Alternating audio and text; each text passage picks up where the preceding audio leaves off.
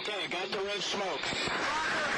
Gun runs north to south, west of the smoke, west of the smoke. Okay, copy. West of the smoke. I'm looking at danger close now.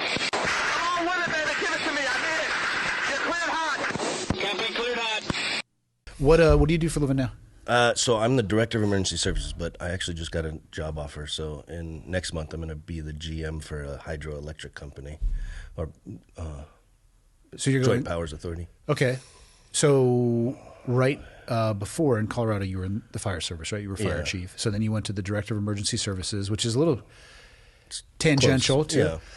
water. I don't know much about. Neither do I. Yeah. How did you get that job then? Personality, I think. Was there not a level of requisite knowledge and experience associated with this job? Like, how does this They need work? leadership.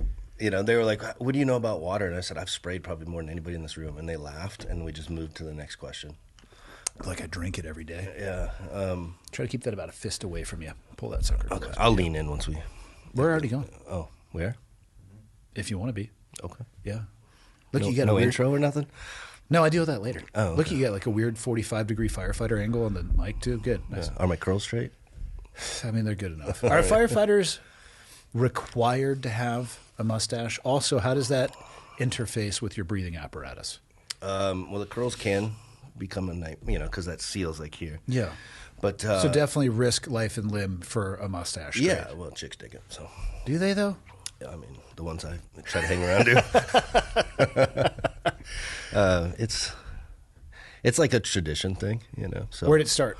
So back before breathing apparatus, it used to be, wood and actual like cotton products that would burn, not fucking petroleum. Yeah. And so they would just literally have these long mustaches and beards, and they dip it in water, kind of fold it up with a handkerchief, and go in and fight fire. No way. Yeah. Okay. That, I think, led to a lot of lung cancer. Probably. Wow. Okay. It is one of the, stereotypical things that holds true for, I'll say, 80% of firefighters I know. I have one, yeah. You gotta earn it, once you do.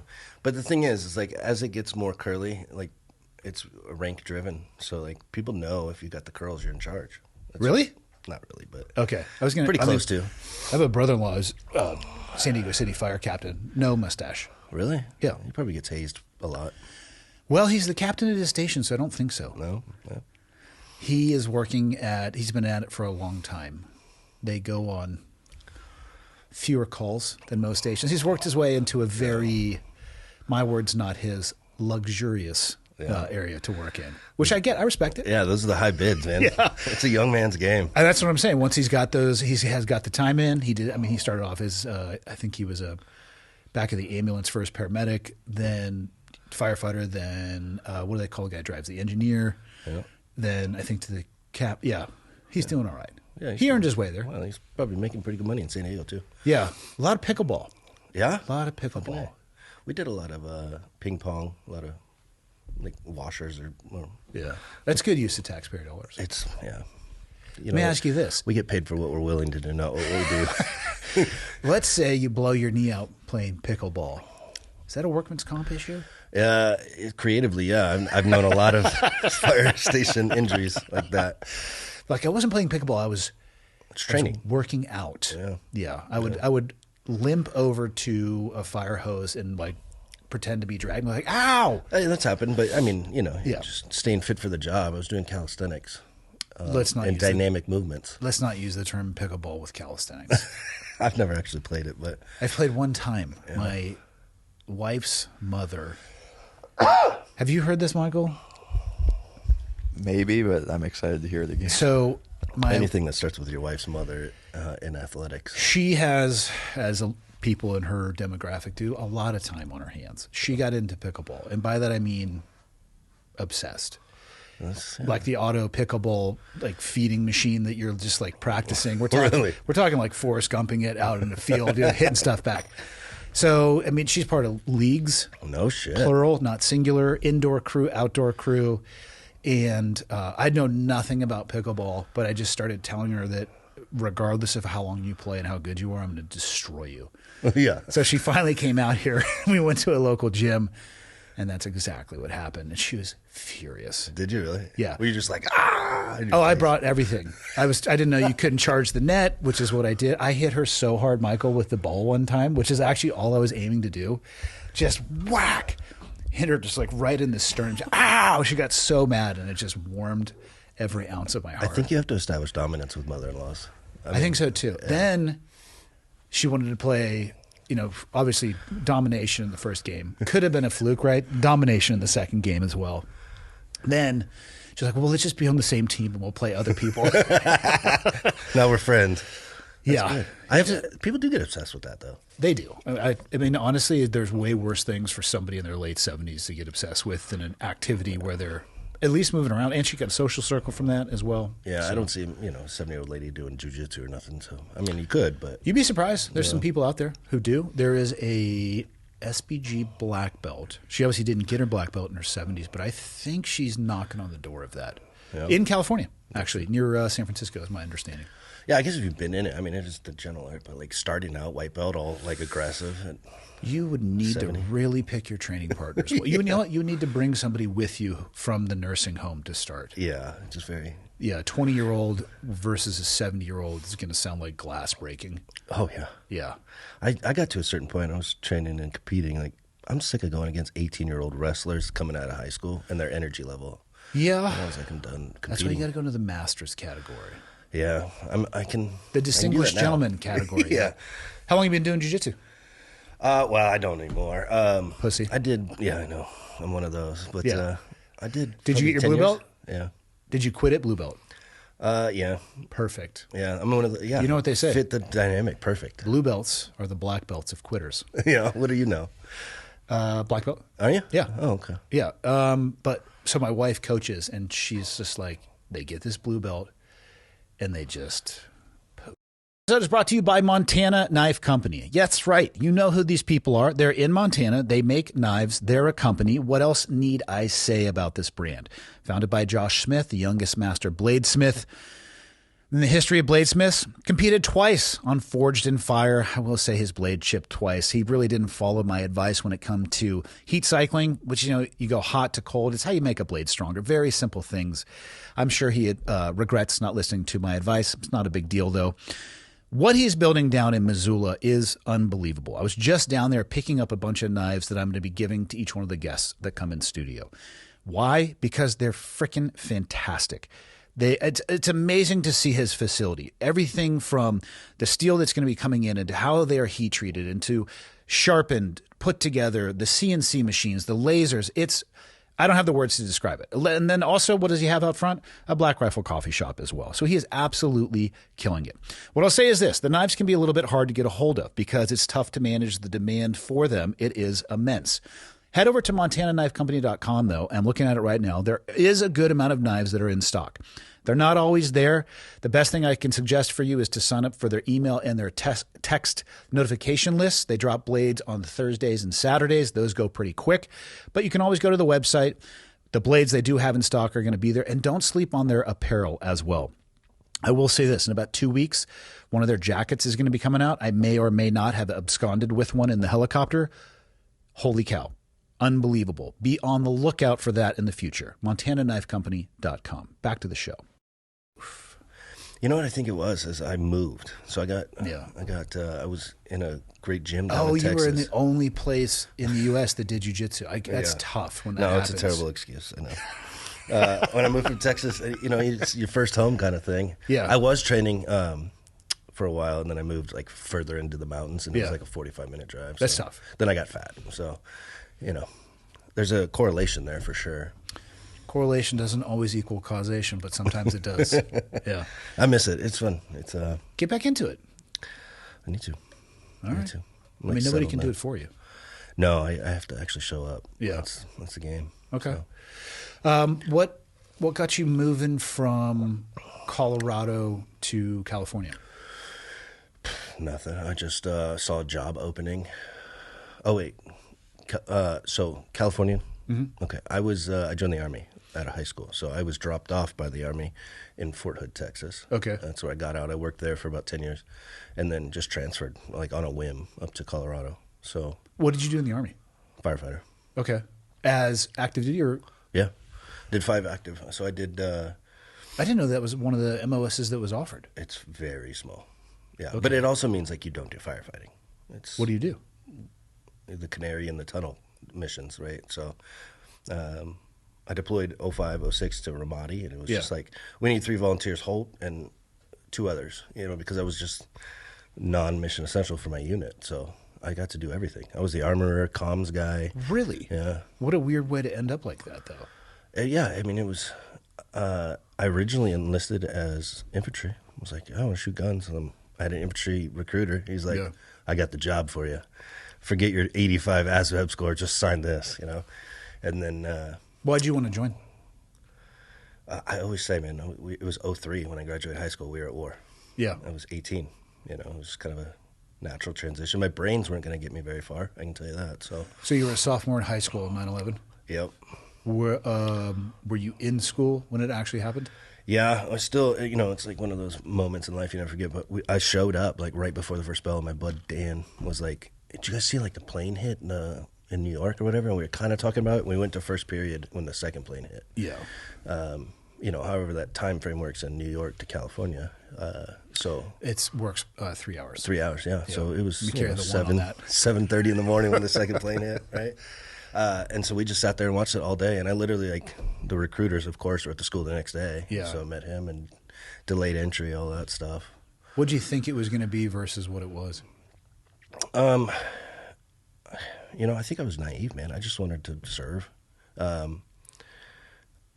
I didn't know about a lot of options. I would have loved to go like a track like you did.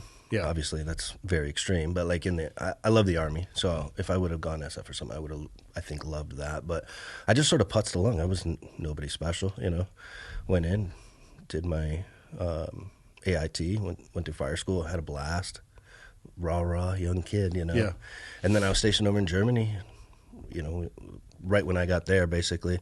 So it's crazy because my first experience in like regular Army unit was assigned to post, phone duty.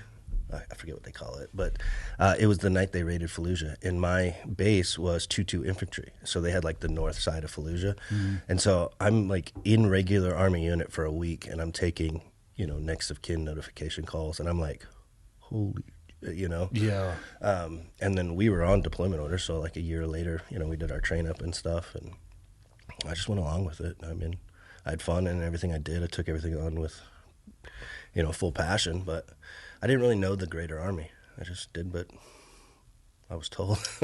Did you ever get to a place where you wanted to explore the greater Army, or you just did your enlistment and realized you wanted to move on to other things?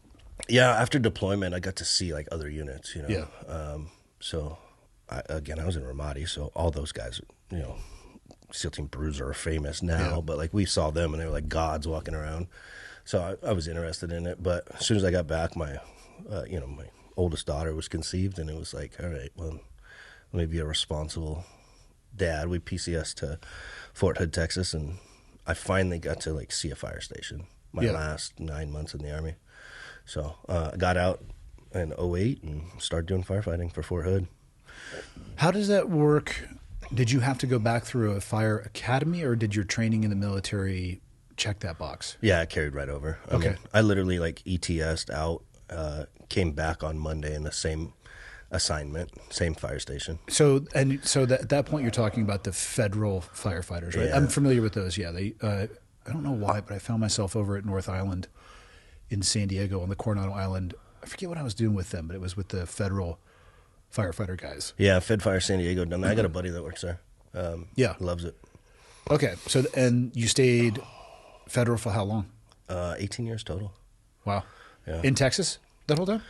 Texas was like 8 years, and then I went to Colorado for the rest. So I was at Fort Carson.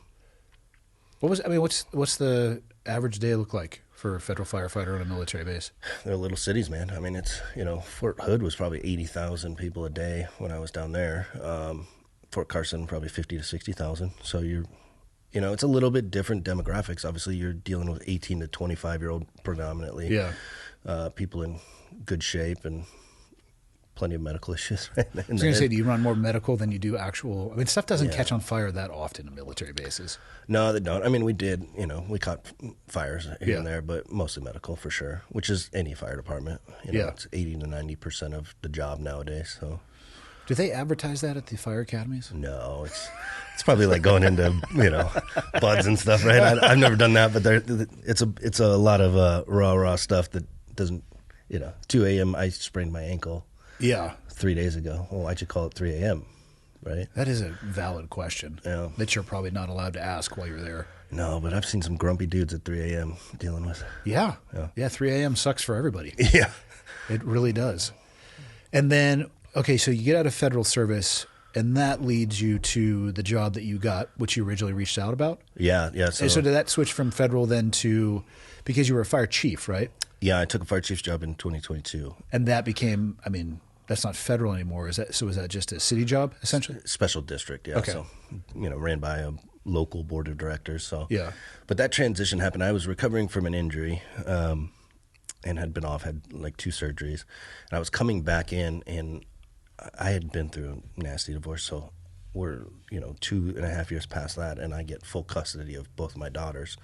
So at the time, I think they were like 14 and 10, 11 years old. It's tough ages. Yeah, and it's like, well, it's time to try to be home. 48-hour shifts aren't super conducive to being a single parent. So found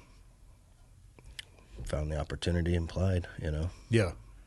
So you were the chief. What exactly does that role do? You oversee all firefighters in that area? You see, Yeah, it differs. What do they do? Like city chiefs have a lot more political arena stuff where they work with city council and things like that. My job was kind of, small town fire chief is lead operations, train firefighters, manage budget, and like I still responded to every call. That was kind of my favorite, because I didn't have to give up operations. I just kind of had to change from being on the nozzle or my hand on a tourniquet or whatever to like instructing people and running a command role. So it's a different optic for sure. Yeah, but I enjoyed it. I took a department that was struggling to really operate. So the metrics I always tell is when I took over, it was like 18-minute response time. So Andy dials 911. It's like, I can't breathe. 18 minutes later, somebody would arrive. And for that particular department at the time, you might not even get an EMT that shows up and says, I can help you breathe again. Was that a manpower issue? I think it was a small town that had a hard time transitioning, right, and professionalizing. I come from a very professional world. I mean, my guys at Fort Carson are just studs still, right? I mean, we operated at the tip of the spear, I like to say, in firefighting. And going into a small town department, I said, I live here too. If my kids need 911 and I'm out of the area, I want the best showing up. And so 18 minutes is a long road to hoe. Yeah, especially like hold your breath, you know what I mean? What caused that 18 minutes though? Is this equipment? Is this manning? Is this procedure? Is it all of these things? Yeah, I mean, so the model of volunteer fire department is like we'll respond from home to the station. From the station, we'll wait for people to get there and then go out. Oof. And I kind of changed that model to where we always had somebody 24/7 at the station that was an EMT. And so, I started in April of 2022, and by January of 23, we were down to a 7-minute response time. Okay. By just changing the model, right, and bringing on qualified people. And this was an all-volunteer department? When I took over, it was. Okay. I changed that immediately. You know what I mean? I hired some like part-time guys. I had 2 guys that were just my right-hand man. One was one of my captains was from a local fire department, professional department. So on his off days, he would take rotation at the station, and like he had a vehicle at home when he was on duty. And then my other buddy was a retired SF dude from the Army for 20 some odd years, and I loved him. I mean, that personality. I know it's just get the mission done. And so he would always stay at the station on his shifts, and so I had three captains that rotated, being on duty, on call, and then myself was 24/7, 365. So we just changed that. And then as we built a culture, like we had young up and comers, like I'll come stay at the station. And so we started having full crews living at the station 24/7. So they were getting out the door quick. So we went from like 4 or 5 responders to 62. How do you train those people? Like the young up and comers, it's a volunteer department. They're not going to get paid. They're not going to get paid. So do they go through an academy or is it all OJT? Yeah, I mean, there's different routes for sure. We did a lot of OJT but I also sent people, so my commitment was I'll pay for fire academy, I'll pay for EMT school. What's an academy cost? Out there, to get firefighter 1, I think it was like $350 at a local academy that a professional department was running. It's more of a time commitment than anything because it's like 3 months long, 2 or 3 nights a week. Yeah, and it's grueling, but we were pushing that, and they were going, and so I always say like culture is the backbone of everything, which I'm sure you can appreciate, right? Yep. From where you came from. So my vision was to build the culture that people want to be a part of, and then you take young, eager kids. I imagine for your world, that would be like some kids fresh out of buds that's just raring to go. And you're like, this is how you actually do this. It's their most dangerous point. Yeah, I bet. Because you have book knowledge and no street smarts. Yeah. Yeah, and that's. But you are fired up. Yeah, you tell a guy in their first platoon, hey, I need you to run through the wall face first. No problem. Yeah, I'll do it twice. Yeah. Or just either until the wall or the face doesn't exist. Yeah. And then you get a guy in his 5th platoon who says, hey, the wall is just a little section. You could just go around it. Right. It's like, but that's not what I was told. Like, yeah, sorry. We meant to say figure out a way to get around the wall on your own. Yeah, brawn goes so far. Intelligence gets you, Yeah. I obviously don't understand your world fully, but like, you just harness that energy, and you don't know what you don't know. That's the dangerous point, right? Yeah. And it's not like being shot at, but it is a very risk-driven world. I mean, you can, even teaching somebody how to drive lights and sirens is a very dangerous thing, because if you floor that thing and you roll it over, everybody dies, right? So there's a million haphazard ways that can harm you. And so again, take that energy and say, this is the right way to do this. You know? Going a little slower will actually get you there quicker. You know? Yeah, and you have to remind yourself it's not actually your emergency, which is a tough one. It is tough, yeah.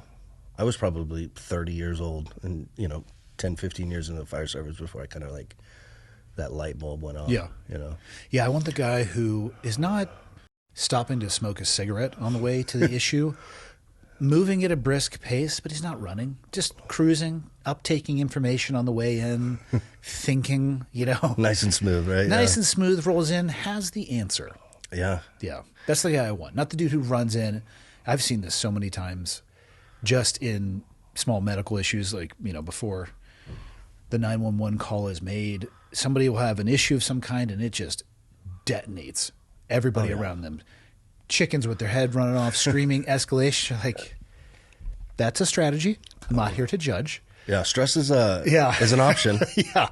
Well, it's true for all of this. You can either learn to manage your stress, or it can manage you. Yeah. So we have 2 kind of day 1 drills, and it's put your mask on while you're walking, right? And you see young kids just as fast as they can move their hands, and then they end up in a spider's web of mess, and then like connect a hydrant.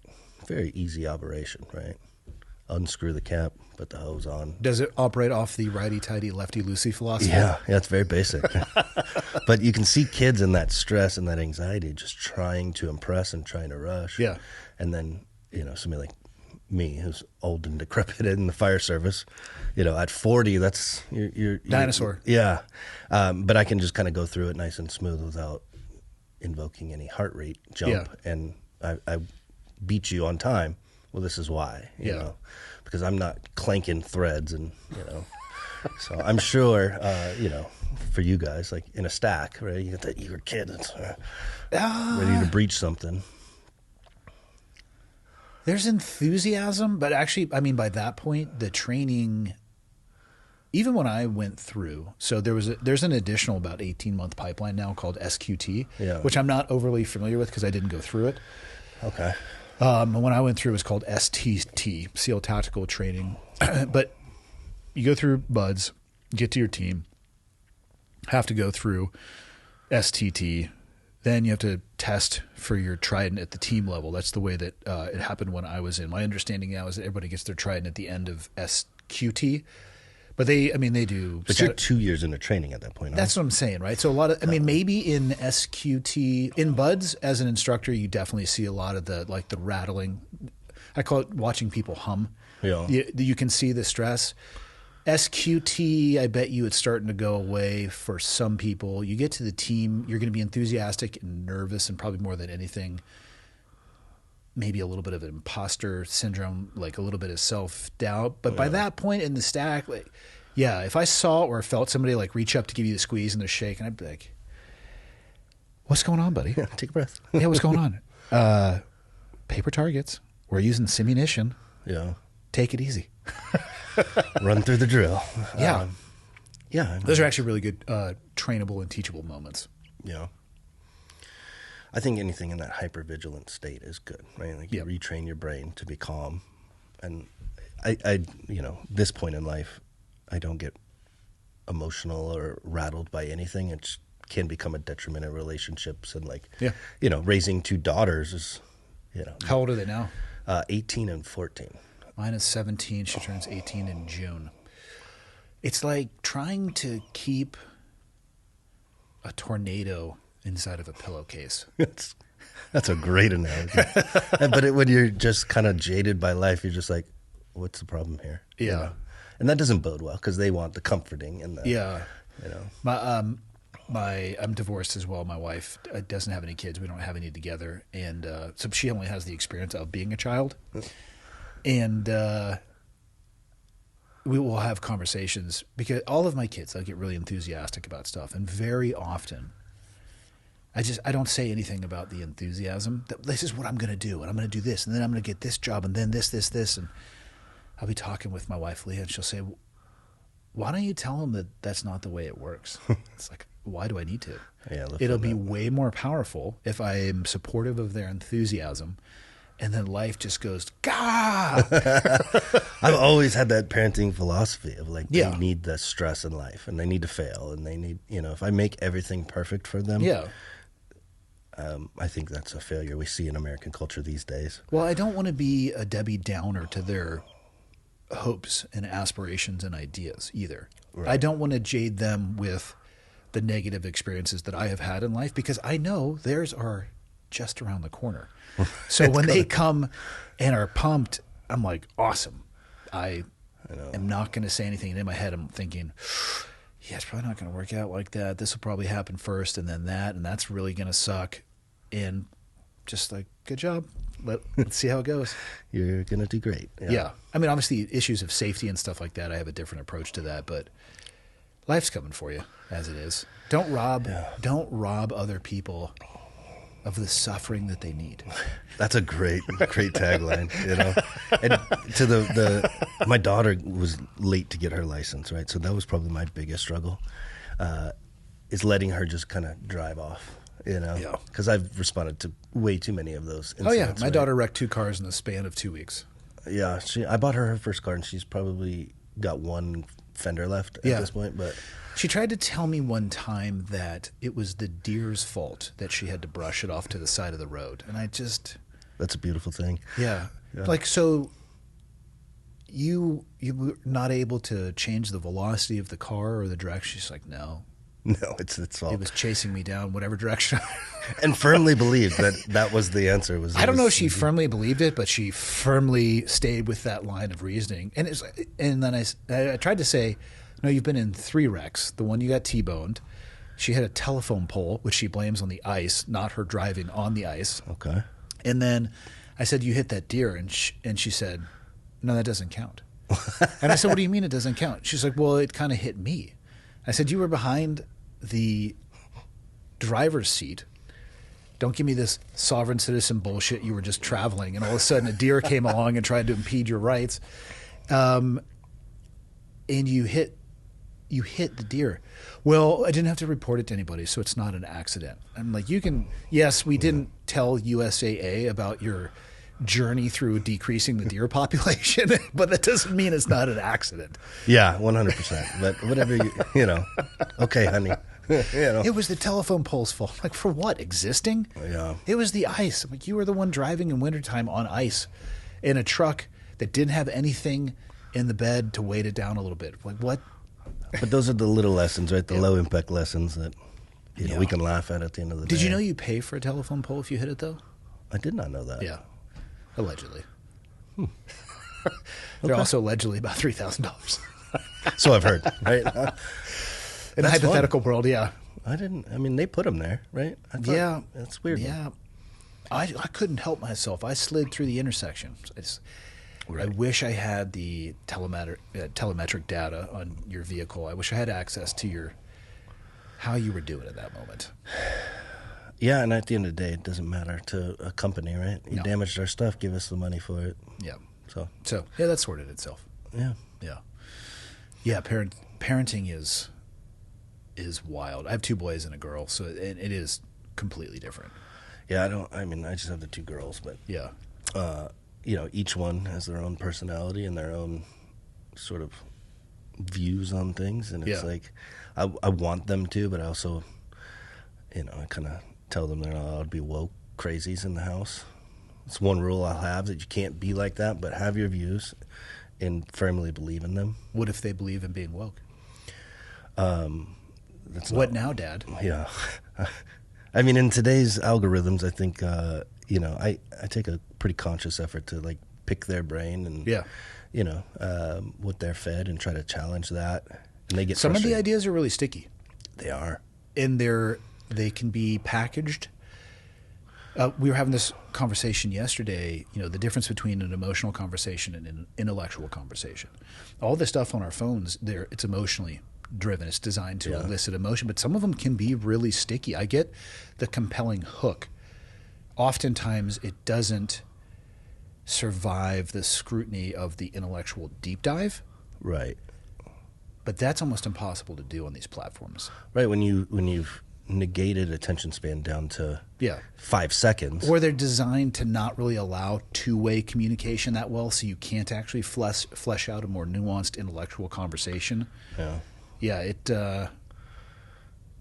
it's interesting. I think Australia just banned social media, which I don't know how they're going to get around VPNs and things like that. But I do think, my suspicion is, just based off my own children. I mean, I remember a world pre-internet. I sat down in front of my first computer when I was in high school. Yeah. The dial-up, the whole thing. People, you're playing Frogger. Totally. You're trying to play a game online and somebody picks up the telephone. Get off my goddamn phone! Yeah. Been there. I grew up that way too. Yeah. Totally.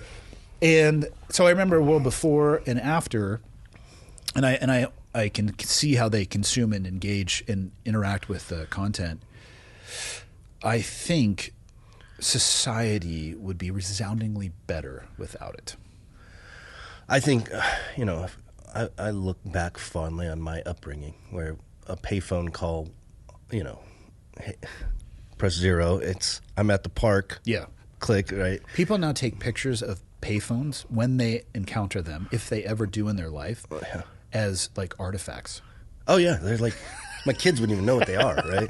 But literally, like, I try to explain to them, I could be gone all summer as long as once a day I pressed 0 and said I'm alive, and then hung up, and they heard, all right, well, he's still alive. I remember when I was young too. Hey, come back, before the sun comes down. How could they possibly have known? Now I've got my kids on Life 360. Oh gosh, yeah. It's actually, I have spent some time thinking about it. Like, man, you poor bastards. Oh, they can't get away with nothing. Oh, trust me, they can get away with just about everything. They figure ways around it. Well, I want to be naive to that, because I think, but it's such a they can give somebody, platform. not that they ever want to be separated from their device, but trust me, they can give other people their devices. Hey, take this to class for me. Oh, no You know doubt. what I mean? Yeah. Now, hypothetically, of course. Just like we had workarounds, right? Yeah. I mean, I've never experienced any of these with my kids, but yeah, somebody else has the phone. Oh, my battery died on my phone, or, you can turn it off. Regardless of the board in front of you, people learn how to play the game. I can't imagine. It is it's much tougher, though. different. Yeah, because they're so tied to the devices, it is tougher from at least what potential geographic location are you in? And sometimes that might get a call, which, in the era we grew up in, you're going to call the payphone in the woods that I happen to be trying to light a fire in? Right. No. Allegedly. Yeah, of course. No, you're not going to. And now, though, that device I'm tracking what are you doing? Where are you? Yeah, we used, I'm going to stay the night at so-and-so's house. 100%. And then, somehow we'd relay a call from there. Oh, yeah, we're just watching movies. And they can still do that now, but it comes to you'd either have to figure out a way to mirror your device, the Life 360, which is a lot tougher, or they'd have to put down their most treasured item, their phone, and give it to somebody else for that period of time. Yeah. Meanwhile, we were out dying in the woods of alcohol poisoning, Yeah. Or doing our best, too. Yeah. At least, good varsity effort on there. Now, man,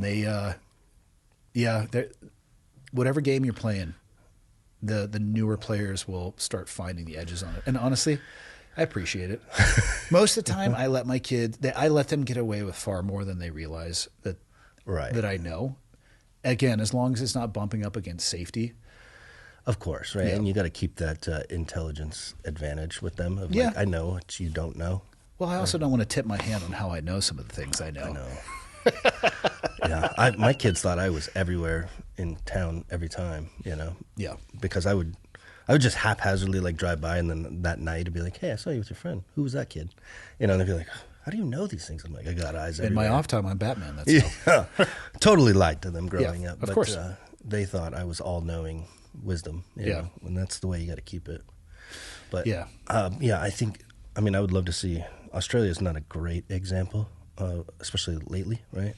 Well, we had a gun attack. Let's ban guns further. When I mean, there's some stupidity that goes into those things, but I think that's a reasonable knee-jerk reaction, though. Do you? I'm not saying it is. No, I'm not saying that I think that that's the solution. It doesn't surprise me that that's people's first thought, meaning that's where their head initially goes. Yeah, they're already so like it's already outlawed there, right? Like no private ownership, isn't there? There's over 1 million guns in circulation in Australia, to my understanding. There are licensing requirements, storage requirements, use requirements, but firearms still exist for sure in Australia. Oh, okay. I thought they took them away. I thought they did like a massive buyback. They did do a buyback. Okay. They did. Michael, can you Google how many guns are in circulation in Australia? I think that's about 1 million. It's not as if it is impossible to get firearms. And actually, one of the reasons I know that is I love this YouTube channel where this guy is out there just crushing feral hogs all the time with a rifle. I mean, that's 4 million legally owned firearms in Australia. Wow, I was off by 75%. That's still not a lot, though, for a whole continent, right? I suppose. I bet you there's a few 100,000 in this city. You know what I mean? In America, it's a different game. In this city? Yeah. Yes. We have... you guys, you're in California, so if you think about a gun, you'll probably go to jail. It's a felony to think about them. Yeah. But here, we'll have lifted trucks with like the Punisher skull in the back, and that just means free pistol in the glove box. Unsecured, right? Yeah. One in the chamber. Steal my Glock 19 that's in the cup holder, just sitting there. Yeah. No, what I'm saying is, when something like that happens, I think it is a natural human reaction. I'm not saying that I think it is the answer for them to look at the firearm and say, we got to get rid of all these. But again, that's the difference between an emotional reaction and an intellectual discussion thought process. For sure. You look at what caused the damage. We have to, like, if it was apples, if there were, let's flip this a little bit. If there were, you go into the grocery store and green apples killed 10 people, what's the first thing they're going to look at? The green apple. I'm not saying it's the solution. I'm just saying it's natural, I think, to at least orient the emotional response in that direction. I just don't think that that's what I see, though. Because, to your example, right, we had listeria outbreaks on kale. People still eat kale. Nobody talks about banning kale. Every time there's a shooting, it's the gun, not the human. It's actually the combination of both. Yeah. It's a mechanical object, It is a mechanical object, but you also have to, I think if you are truly going to have an intellectually honest discussion about firearms, what are they designed for? Well, to stop or kill, right? To take life. Yeah. And people are hesitant to say that. I don't think it decreases... That's what they were invented for. It's what they're invented for. It doesn't decrease your position on whether or not they should exist, but let's just start with what they honestly were designed for. It's designed to take life. And by doing that, you can protect life because you can stop people because they don't want to get injured or killed. Right? You can take life. You can do incredible good with them. You could do incredible harm with them. But it takes that tool and the person. Right. Of course, right. And that's all I'm saying. It's you... it's the combination of the two. No one of those by themselves is going to have that end result. Yeah, I agree. I just don't see it, and I'm pretty set in my beliefs. For sure. Right? Don't get me wrong. I am very pro Second Amendment. I own quite a few firearms. There's plenty of guns in this room. It's good to know. Yeah, there's plenty. They're all on my side of the table. But I have a unique background when it comes to me. A gun is like probably what a framer thinks of a hammer. Exactly, right. Yeah. So I am not. There is no mystery around firearms for me. It's not this weird object that's scary to me. I recognize it as a tool as well. 100%. Yeah. So to me, it has a different meaning, I get. Well, that doesn't have a different meaning to me. My experience, I view it a little bit differently. There's just no mysticism there. So when people say we have to get rid of guns, again, I can understand why emotionally that's their first reaction, again, to go back to the apples. Okay, cool, but maybe let's look at other things associated with that as well. Because do you want to get rid of guns from everybody? Do you only want the good guys to have guns? Do you want police to, how far does this go? Right? And you can go down the rabbit hole, and people will say, well, we need to have reasonable gun regulations. And I always ask the same question: what would you add to the hundreds of gun laws that already exist? Most of the time, you get crickets. Right, because they don't know. Right, they're spoon fed some media tagline. Yeah, well, they're scared of something. I get being scared of guns. I totally get that. Yeah. And saying, I don't think they should exist. You are free to say that. And then my next, when people say that, I say, what mechanism do you think that's what we would use for that? There's more guns in circulation in the United States than there are human beings.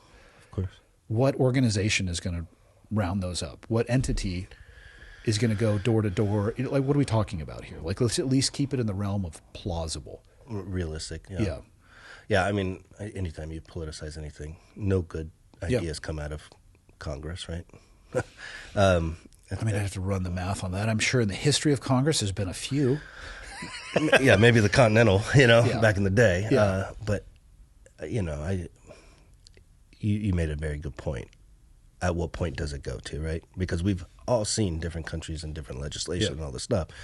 My state in California versus here, we still have quite a bit of crime in California. I don't know if you've ever seen. You have an immense amount of gun violence there too. And guess what? And this is where the whole thing falls apart when it comes to we need more gun laws. Criminals don't really care about the laws. And I base what I'm about to say off of my just understanding with local law enforcement. Firearms here, and I was only partially tongue-in-cheek about, hey, steal my Glock from my truck, because you talk to the local cops, they're like, yeah, people legitimately will put a pistol into a cup holder in plain view, and then they come out of a building and their window is smashed, and they want to know where it went. And they're like, I'll tell you where it went. That was probably somebody who didn't even want the gun. They probably had an addiction problem, but they know they can trade that gun upstream as currency for whatever it is they're addicted to. And then that continues to work its way upstream. Guess what? There's no background check involved in that. Oh. And where that ends up, guess what? That ends up in the hands of somebody who doesn't want to get a background check because they don't actually care. And it'll be used in the commission of a crime somewhere, maybe potentially in California. So the answer to criminals having guns is we're going to take guns away from the good guys, in air quotes. That argument goes nowhere. No, my favorite thing in the world is that video of Texas. That guy went to shoot, and the guy just pulled out and made the greatest shot in the history of. I mean, there was a shooting that was stopped in a church in Texas by an armed citizen. Oh, that's right. It probably was. Yeah, the guy. I think the guy was coming down on the left-hand side. He kept moving, and my own hand. Yeah, he's just whap whap. I'm like, okay, let's play that out. And guess what? By the way, I think churches are generally considered to be gun-free zones. Yeah. But let's play that out. What does that look like if there is nobody armed in that situation? What that looks like is what most often happens, which is a mass shooting. Yeah, this is, I mean, the greatest shot that I don't know. Ever? Look, I mean, look at that. That guy was sprinting. One shot, one kill. Did you notice there was more than one person that pulled a firearm out? Oh, yeah. It's called White Settlement, Texas. Super racist. That's 1, 2 dudes with guns. and they just they had already shot him. Yeah, he was down quick. Yeah, that is forever going to be the counter argument to, that guy wasn't going to get that shotgun through the means I go to buy a gun. No. Interestingly enough, he concealed a shotgun too. And this is another one, assault rifles, which you could go down with people like, please define what that is. What they generally mean is something that looks like an AR platform. Yeah, magazine fed, right? Yeah. Totally. And statistically, they're used in the minority of shootings. However, when they are used, the fatality and injury rate is generally higher. Yeah, it's high velocity rounds, right? High velocity magazine, it can reach out, it's got a high capacity or a larger capacity magazine than most pistols. And you can reach out and touch people with that. And it's this, they're like, we have to get rid of this particular firearm. I'm like, guys, that's also one of the main tools for law enforcement as well. Right. Where I live up here, there are distances where that is actually the appropriate tool. I'm not going to sit here and say I hunt with an AR because I don't. I've shot rodents and stuff with them on my property because. Oh, I used to hunt with them in Texas for pigs, For pigs, actually, I have hunted with them for pigs, but it's also this is the main tool that is used. I actually saw that one posted recently, and I just put the link to the FBI crime data. I'm like, it's not. And it was actually posted by a lawyer, a Pro 2A lawyer that was talking about the legalities if you are engaged or if you are in a shooting, likely what's going to happen, whether it's... I saw that on Twitter or X. I saw you comment. Dude, it's the statistical minority. Yes, that they can have an outsized amount of damage, but not always. I'm still pretty sure to this day, Michael, can you look this up, that the most deadly mass shooting was at Virginia Tech, and it was 2 pistols. Well, I think the Route 91 was, Route 91? Yeah, the Nevada one from the MGM. I don't think so. I think from an injury perspective, perhaps, but for as far as fatalities. Really? Yeah. So I responded to Fort Hood and he did that with a 5.7 pistol. That was an active duty guy, wasn't it? Yeah. Yeah. Yeah. He was a psychologist. I mean, he's still sitting on death row in Kansas, but that was carnage, man. There was 31 gunshot victims. Oh, you're right. Okay. Orlando night. Oh man, the Pulse nightclub. Holy cow! So those 2 are AR style weapons. Yeah. I think Sandy Hookey had one, but I don't think he used it. Okay. Yeah. So Las Vegas. Well, I tell you what, for Las Vegas, I mean, you didn't even need to have an aiming device on that. He had an elevated position. He needed maximum rate of fire. Yeah. And it was just. And they were all contained. There was no exits. Yeah. Yeah, I mean, you want to talk about a fishbowl, quite literally, right? You gate people into a concert venue and then give somebody an elevated target. I mean, that there was nothing that could be done. Yep. Hold on a sec. Michael, that Luby's one. We got to pause for a second. My dad was calling through. He's going out to our lake house. This is the beauty. You don't have to turn the recording off. Just going to see what the fuck my dad wants.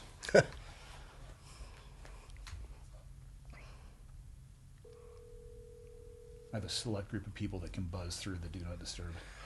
Yeah, I got to actually figure that out. My girlfriend was bugging me about that. Good morning. What's going on? What's the combo again? 1369.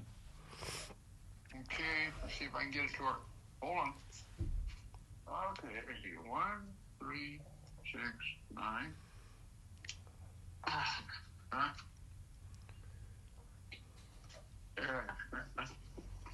It's not opening. Well, that's because you're not doing it properly. So there is a little black thing you have to pull down at the top, but at the bottom there's a smaller one. You need to push that down to reset it. Okay, push it down to reset. Yeah, there's a little tiny black lever. Yeah, I got it right there. So pull that down, then I put the combo in again. Try 1369, and then you pull on the top little black lever. Got it. Thank you very much. All right, bye. Bye. This was, that's my father. Everybody loves him. He's a fucking nightmare. That was him trying to open a keypad. That's a beautiful thing, though. That's beautiful. Michael, maybe we leave that in the show. It's hard to say. I support leaving it in Everybody the show. loves my dad, but that's the bullshit that I have to deal with. I can't make this work. It's not working because I can see him. He went to that house one time. He said, I don't know what to tell you, but the keys were not in the lockbox. And I said, what are you talking about? That's the only set that we have. I go out there. They're right there. They were right there because there's a cover on the outside of the lockbox that he had never seen before because it's generally hanging down. He's like, it was empty. That's beautiful. I was like in a mild existential crisis trying to figure out if I needed to get a locksmith out there.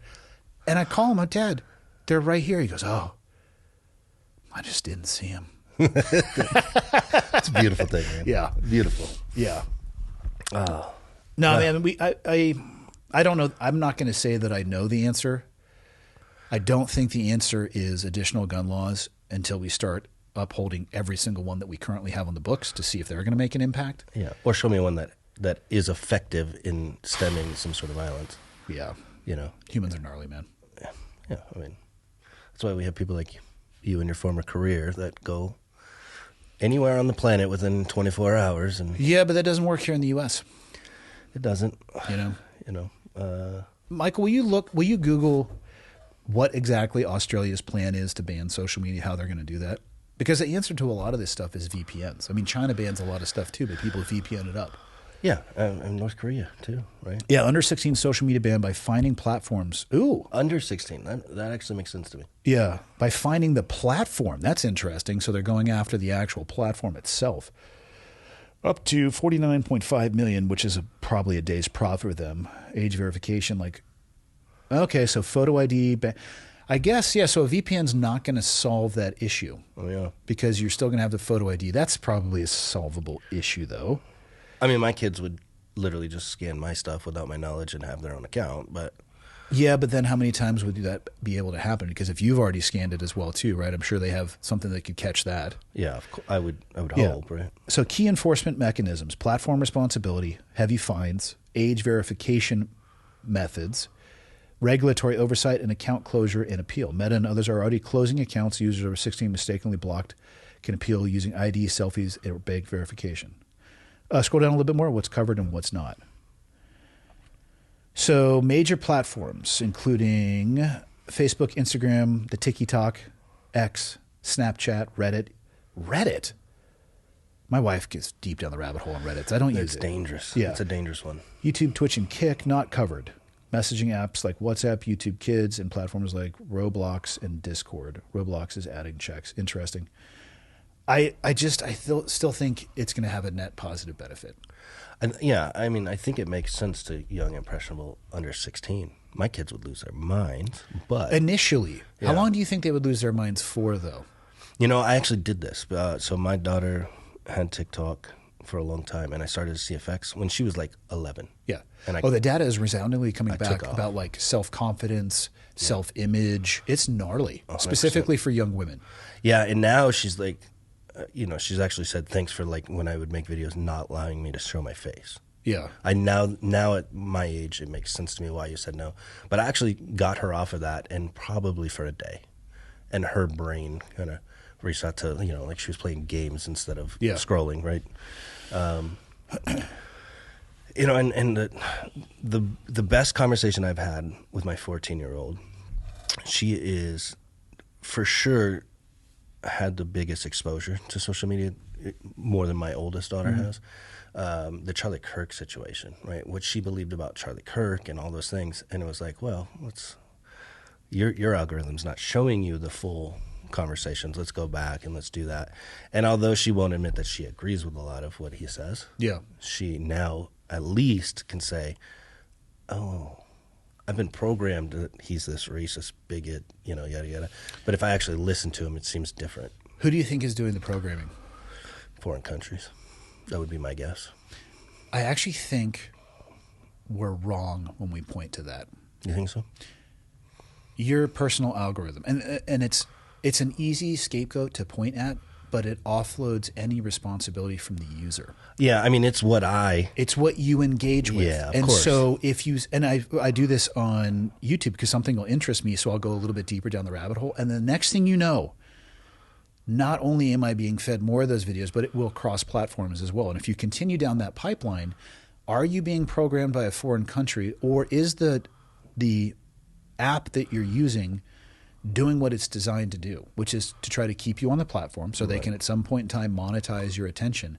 But it's not some dude twisting their evil mustache. Yours is, of course, used for good. Hold on a minute. Yeah, it would be twisted the other way if it's evil. Okay. Yeah. I don't think that's what it is. I think it's people are being shown more of what they are actually engaging with. Because use Charlie Kirk as an example. If you really deeply engage with the side that says he was a bigot, racist, all of those things, guess what you're going to get served more of? An aligning opinion of that. But you can actually change your algorithm. If you started deep diving in the other direction, you would be fed more of that. It's just not a complete snapshot of any issue. It just shows you more of what it thinks is going to keep you on the platform. Yeah, I mean, I 100% agree with that. Yeah. I guess content generation is where I would say there's an interest outside of our things. Do you think that we're doing that as well to other countries? Guaranteed. Yes. I bet we started that technologies. But even with that, how effective is it when people realize they're being emotionally manipulated writ large and just say, no, I'm not going to engage with this?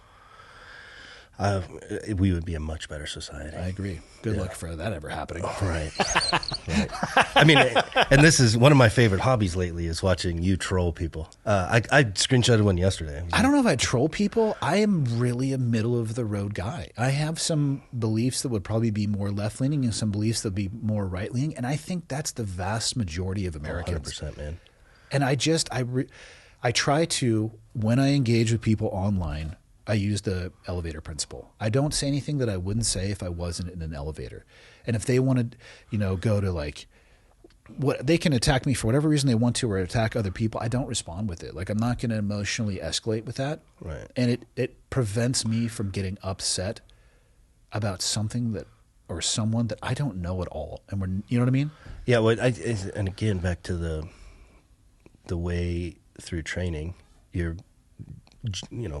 would I can provide you plenty of examples of people from my old job that don't take that path. Really? I think for a very narrow bandwidth, the training that we got can make an immense difference in a very specific sector. But it's on the person to find those skills that apply broadly and apply them broadly. Really, what I was thinking is I can engage with anybody on social media on any topic and not get emotional to it, which is what I think, when I make the joke that I watch you troll, the one I screenshot yesterday was you telling a lady who said America is shit. Well, so there's an airport in almost every city. Yeah. And it's just a matter of fact reality, but there's no emotion behind that. Yeah. But I would almost guarantee if that lady read that, there's an emotional response. Her response to me likely would have been emotional, and I wouldn't have engaged farther than that, because that is, I understand, depending on your belief, there will always be a segment of our society that is going to be frustrated about our current station or what they perceive our current station to be. Mm-hmm. And you have a choice with that. Are you going to scream into the ocean, the abyss of the ocean, about how frustrated you are, or put your phone down and try to have the most positive impact you can in the world you're actually living in? Yeah, I think that what just jumped out to me is people, the narco boats right now getting obliterated. What are your thoughts on that? I love it. What do you love about it? They are running drugs. Now, remember, from a first responder platform, I was just in San Francisco last week watching people with the Fetty bends, right, as they call them. How do they stay vertical? I don't even know. I was so naive. I drove into the city and I was like, why are these people standing bent over with their underwear out? And then I caught 1, 2, 3, and I was just like, what is happening? Yeah. So I had to park my car on the street, and I walked by and it clicked, and I was like, oh, this is the fentanyl bends that they're talking about. So it's not that I love that people are being killed. Mm-hmm. I value life more than any other thing on this planet. Those people aren't running fentanyl, though, right? What do you? Doesn't come from Venezuela. What do you think they're? Cocaine. That makes sense. Yeah. So drugs, right? Yeah. I think, once it reaches... Please, nobody hear me arguing for... because it's cocaine, it's so much better. Right. It's a drug. Right? It is a drug. It's a different drug. The overdose rate is much different. And again, I am not justifying it in any way, but I've heard a ton of people say, yes, we're finally doing something about the fentanyl. I'm like, you need to research where fentanyl comes from. It's not coming from Venezuela. Yeah, that's China. It's China largely through... precursor chemicals are showing up in Mexico. They're being offloaded by what would be considered military-age males of Chinese descent. Yeah. probably under the eyes or help of the cartels. Yeah, then they get put together and funneled north, and it's also happening on our northern border and coming south as well too. But and people can be pro or con the what's going on in the international waters near Venezuela. But if you're sitting there saying, yes, we're finally doing something about fentanyl, it's like you don't actually know what you're talking about. Right. No, it gets to probably Mexico or another Central American country. And then for some reason, they're mixing fentanyl with cocaine, which makes no sense to me because they're opposite spectrum drugs. Well, especially from somebody who wants, if your business model is based on addiction and having as many people using as possible, I don't know why they would do that either. Yeah, it makes no sense to me. Yeah. So I guess what I'll go back to is I love that something's being done to address the epidemic. Human loss of life is never something I'm a huge fan of unless you are 100% guilty and an evil human being. Then I think it's fine. How do they know that those people being killed are 100% guilty and evil? I think they have probably pretty good intel, down to like who these individuals on these boats are. That would be my guess. What they are carrying. Yeah. I think the intel world is pretty damn good at what they do. You'd be surprised. My best friend is intel. So how would you guess that they're evil? I actually don't think that they probably view themselves. I think they are in tough situations trying to make money and survive and provide for their families. I think drug lords are employing them. So I'm not. So who's evil in that situation? This is the American might, right? We get to dictate who is and eradicate. We can put people on any spot on this earth in 24 hours and say, you're a bad guy, which is something I think I've struggled with post-military of like, what's the reality in this world? And I think the further I mature in life, the more I go, let me not go down that path because there isn't a good answer. Again, I'm glad to see it being addressed, but I don't know that it's a great solution because human life is being lost. But I also don't believe they're fishermen. Right? What are you talking about? That you definitely fish on a cigarette boat with 6 450 horsepower engines. Yeah, and 55-gallon drums. In international water. Yeah. That's where the tuna run. Yeah. The salmon of Capistrano. No, and here's the thing. I am glad that something is being done with it as well. My concern is I don't know where it moves the line to. Because what are your thoughts on this, right? So it's in international water. Let's say that our intel does confirm that they are trafficking in drugs. Let's move that closer to the United States, and they see a vehicle convoy, cartel. It is fentanyl. Do you strike it? Like on U.S. soil? No, Mexican soil. It's a tough one. And again, I don't have the answer to that either. And maybe strikes like this have happened in the past. Is at least for me paying attention to it. This is the first time I've seen something like this happen. It seems to be an escalation, and I'm not here to say it's going to work or not going to work. My initial thought is, where does this move the line to? That's just where I think about stuff like that. Well, the strikes were, I actually saw something like Schumer is the one that wrote the bill for like the Clinton era. They were striking boats. So I have seen that. We can go back to the Obama era when he was droning American citizens in Yemen. It's a tough one, right? I like to just believe my place is not to make those decisions. My place at one point was, we're going to send you here for 365 days, do what you're told, come home. Try to come home, right? Political machine is a nasty world. And so, at the end of the day, to protect our way of life, you have to have soldiers. I think naturally when you get out, that's why most soldiers and airmen and seamen are 18-year-olds, right? Young and impressionable. As we grow and mature in life, I think we start to question those things a little more, which I'm sure, not to speak for you, you've probably second-guessed some missions, right? Like, nope. No? Good for you. Good for you. 18 and 19-year-olds didn't do my job. That's true. So the job I did was very specific. It was very targeted. I don't question the actions that I took. I did the best I could with the information I had. But I took my morals and integrity with me. Right. You know what I mean? Like, I can be directed towards an objective, but you can't force me to do anything. I love that viewpoint, man. Again, I wasn't in your world, but yesterday being told to meet a SEAL in the city I've never been to, with no power, in the dark, my odds weren't good, right? But you you could be on any square foot of this earth and do whatever you felt was the right thing, and you have a clear conscience. I have a clear conscience too, 100%. But I'm not the decision maker at the top end that said, you know, who was the guy that al-Baghdadi or whatever? Like, I think the guys that went and got him knew that was a good mission, right? Or you know, you go and get Osama. I think that's an easy one. Yeah. You know? Some of the other ones are tough that you hear. But that's such a great viewpoint of like my morals and no matter where I was put, it was my decision at the end of the day to pull. Yeah, nobody can force me to take action. And the people that I worked with were some of the most intelligent, most disciplined, highest EQ, highest IQ people, which I don't think 18 or 19-year-olds, there's probably an anomaly, but more laps around the sun is going to favor you in that job because they put you into places that are very difficult and you have to make decisions. You understand the direction you need to go, right? You're given the guidance on what the overall accomplishment is. But yeah, you still got to maintain your morals and integrity. I mean, you don't have to. There's cascading complications from that, probably personally and professionally. No, I think it's and again, trust me, I'm not making an argument for those drug runners. I just wonder where it moved the line. And I would say in the current era, it's really easy to label things like these people are 100% guilty and they're evil. Your words, not mine. That doesn't help. It doesn't help at all.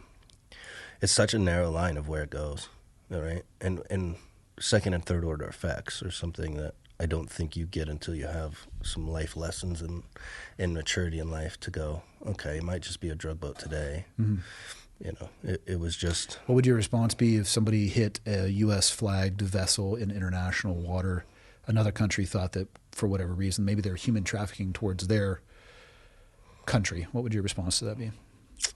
I'm a red-blooded American, man. I'd be like, let's go get them, right? Where's that lead? War, right? Should be a measure of last resort, man. Yeah. I mean, you've been in them. 100%. I mean, where is the answer? Like, no, I can't make that, right? I don't have the experience to make that decision and know what tomorrow's outcome will be from that decision, let alone 10 years from now in global economic, political landscapes. But yeah, you realize in your answer, you just demonstrated the difference between an emotional and an intellectual response. I'm a red-blooded American. Let's go. That's emotional. Oh, 100%. Yeah. I was trained that way, though. No, you weren't. You were never trained to make decisions emotionally, ever. No, I was just trained to be, I've always said this. I remember basic training in the Army. It was just like, you're going to war, boys. And I was like, hell yeah. Because I didn't know the ramifications of that, right? And so that's where that comes from. But I also have the hyper, respect for what life is. Yeah. Let me ask you this in the fire service. Is decision-making improved or decreased by emotion? I think it's across the board decreased, right? Yeah. 100%. There's no way the military taught you to think emotionally. That's good. You're pretty smart at this. No, I'm just listening to you. Yeah. It's like a psychology session. I love it. It's one of the things I think going on right now is that people are blasting out emotion without thinking in the long term. There's nothing wrong with taking a knee and taking a breath. If your natural reaction would be, I'm a red-blooded American, we need to go get him, what do you think the natural reaction is from Venezuelans? Exactly. They just don't have the means or ability to do so. Yeah, we definitely have the luxury of being a bully, right? So does that mean we're better than them? That our judgment and value is somehow more altruistic than theirs? And again, I'm not making an argument that it is. This is just the shit that I think about. Yeah. No, I think, again, back to the granular level, it's somebody trying to make money to feed their kids. You know, they don't But view you said what they were pure evil. I'm going to keep fucking you up with your own words. Yeah, golly. It's a psyops. No, I mean, I well, that's I how respect narratives that. get out of control, though. That is literally how things become sticky. People repeat that. And I'm not saying that they're not 100% guilty and that they're not pure evil. I'm just saying there's a lot of weight and stickiness to sentences like that, and it catches like a snowball rolling downhill. Yeah, I don't know that I have the answer. I definitely don't. Internally, like for my own self, because going back to my days in Iraq, like bomb makers were getting paid. Here's $100. Go make this bomb, put it here. Yeah. If you kill an American, we'll give you a bonus. I wanted them to die. I would love to be the one that could carry out that justice, right? To protect the people I was with. But at the end of the day, I'm a father too. And now, why I'm here is to share like a story of doing whatever it takes to feed my kids. So I have a respect for it. Yeah. But we're humans at the end of the day. Like, and that tribalism is freaking nasty. It is nasty, and I was talking with somebody about this recently. They basically said you must have hated the people that you fought, and maybe it surprises people, but I didn't. Right. I don't care what you believe. There's somebody out there who is your axis. They're going to believe something different than you. Most people, the vast majority of human beings, can peacefully disagree and just move on with their own life. On the extreme ends of people like the bomb maker, whether they're trying to feed their family or not, and I'm more concerned with the dude who radicalized or is there facilitating it behind the scenes, right? You get to the radical extremes of that, discourse falls apart, and that's where I'm completely with you. Like, let's just turn this person into gazpacho. Yeah. But yeah, with some impunity, of course. yeah, right? But I still don't hate. I hate the ideology, but I have a level of respect for somebody who's willing to fight for up to the point of losing their life for what they believe. That doesn't mean I respect them or their ideology, but damn, dude, being willing to put your toes on the line, like, okay, I don't hate you. Yeah. I don't agree with anything that you stand for, but I have the respect that you are at least willing to fight for, because most people don't fall into that category. You're right. And at the end of the day, humanity is delicate, right? So one of my favorite stories in the world is Bellawood from World War I. You know that one? Mm-mm. Where they, on Christmas Day, like, three forces. Ceasefire, right? Yeah. Ceasefire, and they had an armistice for Christmas Day, and they ended up playing soccer. And then, like, just as humanity does. Back at it. Right back at it the next morning. Like, I wonder if they blew a whistle to, like, stop it and start it. I'd like to think it was like a Wayne's World, like, time out. And they moved the net, but how far back does that go? I think there's got to be something. Humans have been fighting since the inception of humans. Right. However you believe they got there, I think that's. And there's probably never been a good cause for it, right? Except for, like, hunter-gatherer maybe. How do you qualify beliefs, though? I mean, if somebody believes something with every fiber of their body, and then on the other side of that is somebody who believes something with every fiber in their body, I don't, who's to say which one is right or wrong? Yeah. Take it to just being back to father in life. Like, anybody that comes into my home, I don't care if they're there to, grab a biscuit off the counter or they're there to harm my children. I will do what I need to do with zero regret of that. But I still respect your life, right? And you just made a poor decision, but they could overcome me too, right? So I'm not anyone special in this world. I just feel like if you are entering my space or you pose a risk to me, that's probably where my line is. Mm-hmm. I think of the global stuff of, like, boats. I'll never see those people because I'm not out fishing with them. But you did see the cascading consequences of addiction, though, and that's where I get it. I mean, it's that's another one I don't know if we could solve, because what's interesting is that the demand still seems very high. Supply's one side of the problem, demand's the other. Yeah, and here in America, for some reason, we have the most lucrative demand, I guess. Yeah. Man, that could be a long day of a conversation there of, like, public health and social services and stuff. But yeah. Well, what did you see in Colorado? Talk me through what led you to reaching out. So crazy madness. So as I mentioned, I did DOD service as a firefighter. Loved doing that. Got full custody of both my daughters in 2022, and interim position as a fire chief came up, right? So I got a call on, like, a Saturday morning. I was like, hey, we need you for 2 weeks if you can do it. Called my fire chief at the time, kind of gave him the spiel. And he's like, yeah, go ahead, man. Take some leave. Help them stabilize. Well, that 2 week span turned into, like, 5 months and just chaos, right? And so I had never intended to apply for the permanent thing. I thought I was just doing it kind of week to week. But it was where I lived.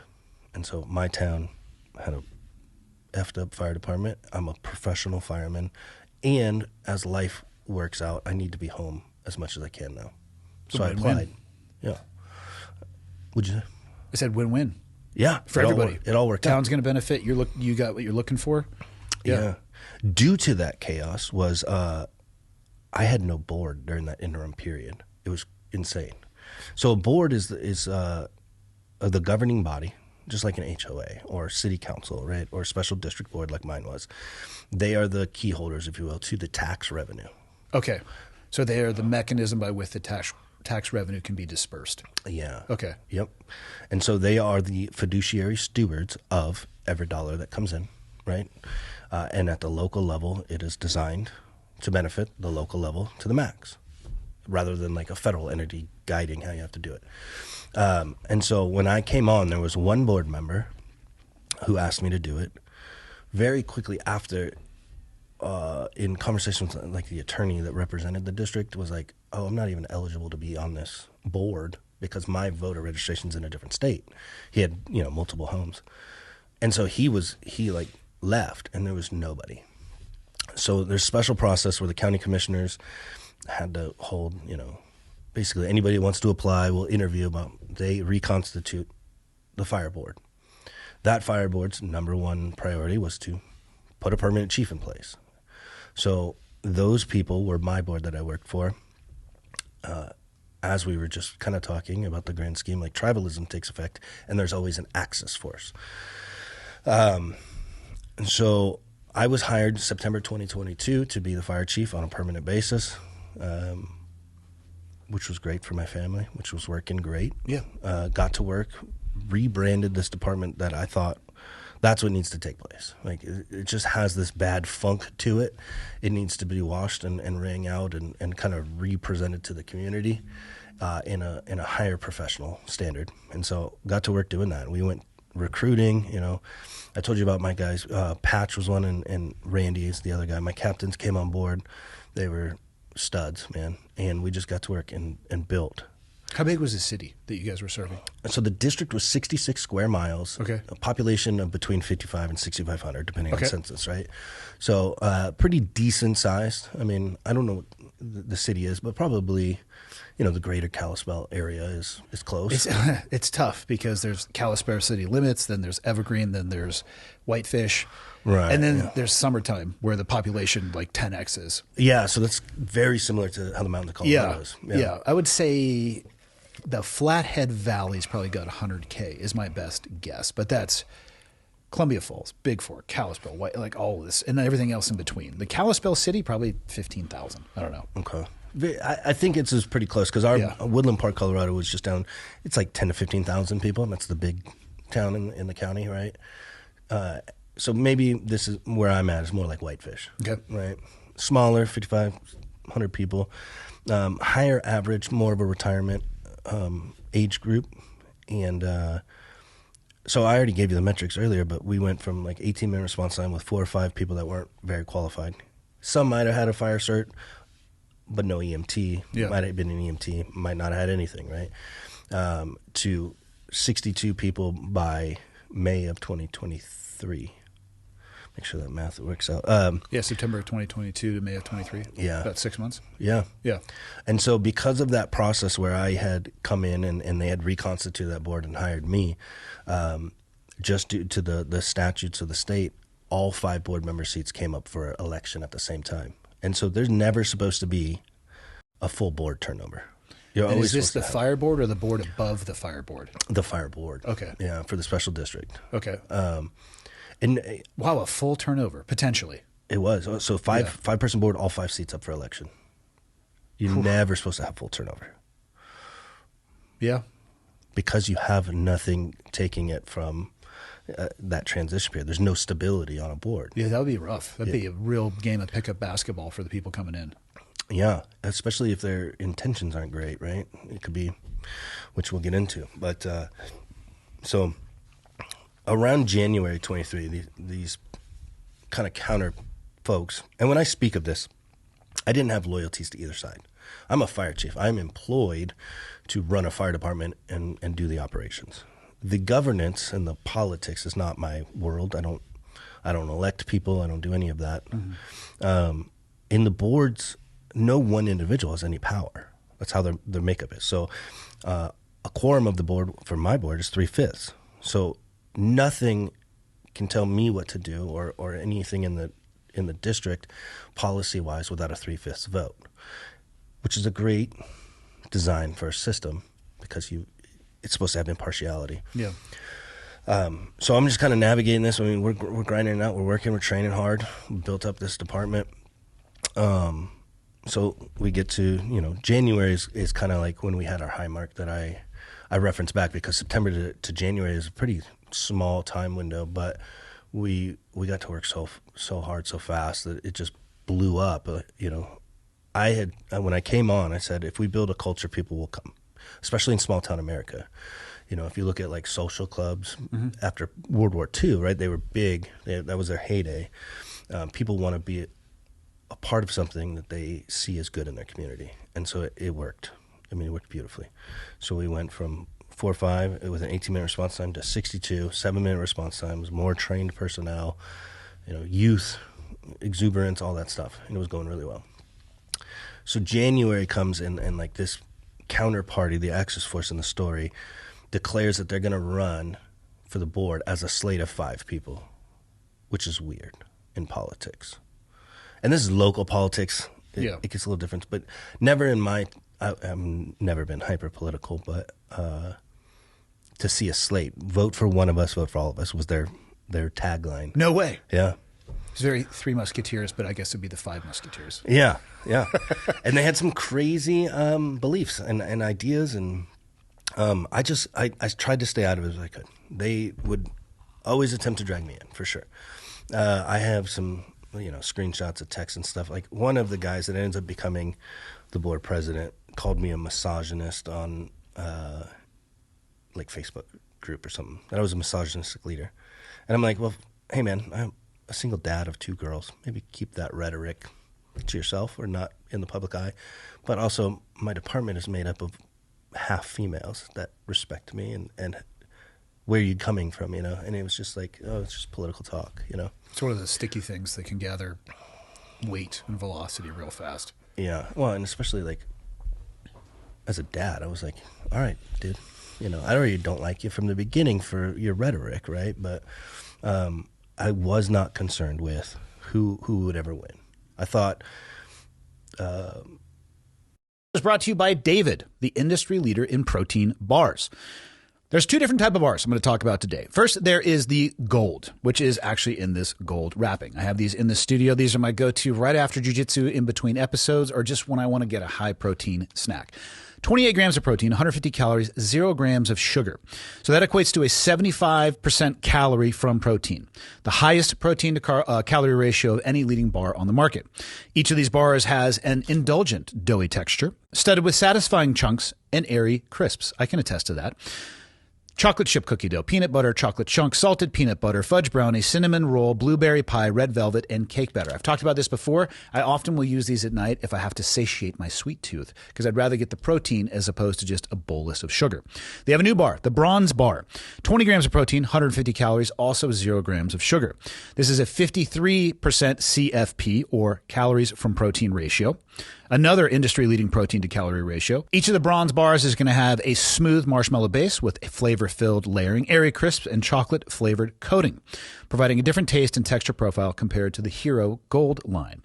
Cookie dough, caramel chocolate crunch, double chocolate crunch, peanut butter chocolate crunch, s'mores chocolate crunch. That's what you're going to be getting yourself with the Bronze Bar. Don't just take my word for it. Try it yourself. David is offering listeners a special deal. Buy 4 cartons and get the 5th free when you go to davidprotein.com/clearedhot. That's davidprotein.com/clearedhot. And if you prefer to shop in person, David is available at leading retailers nationwide, including Target, Walmart, Kroger, Wegmans, and the Vitamin Shop. Just check out their store locator and find a location near you. Back to the show.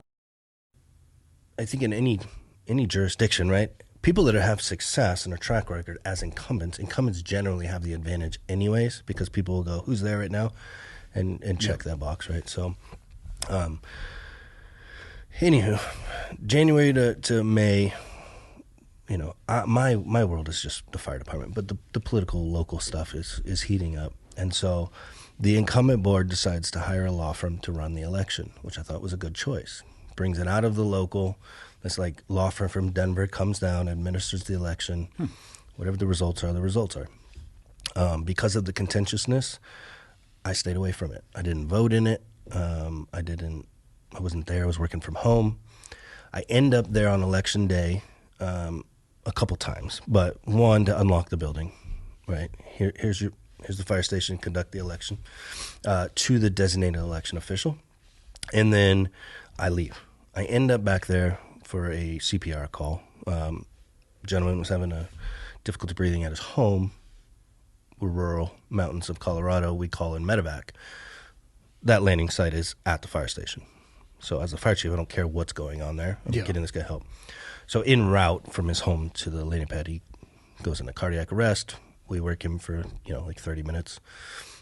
He does not make it. That's a normal day in my world, right, in the fire service. But one of my duties as fire chief is to go tell family. Like, I know he was alive when we left. He no longer is. I apologize. What can we do for you? And so I end up going back to the station, getting my vehicle. And when I am leaving, somebody that had just voted came out and told me something pretty alarming. And I was like, I don't like the sound of that. Let me take you to the election officer to formally complain or lodge a complaint, right? Like What did they tell you? So the complaint was I was voting, and as I was walking out, one of the poll watchers was in front of me on their phone. And they said, did you pay him? Is this the vehicle pulling in right now? And then I watched them sort of motion people over and heard them tell who to vote for. And I was like, that's very alarming. That sounds illegal. But I don't have anything to do with the election. So go tell the election official. So the person was trying to marshal other people and then tell them who to vote for, essentially? Okay. Yeah. And so that was enough for me. Like, I always talk about this, man. Like, I'm pretty strong in my convictions, right? So it kind of like was kindling to a fire of like, I don't like how this sounds in my local community, and it lit a fire. And so the election was a 12-hour day. By the end of it, like people are posting results before they're official. It was a little bit problematic, but I have to go lock up at the end of the day.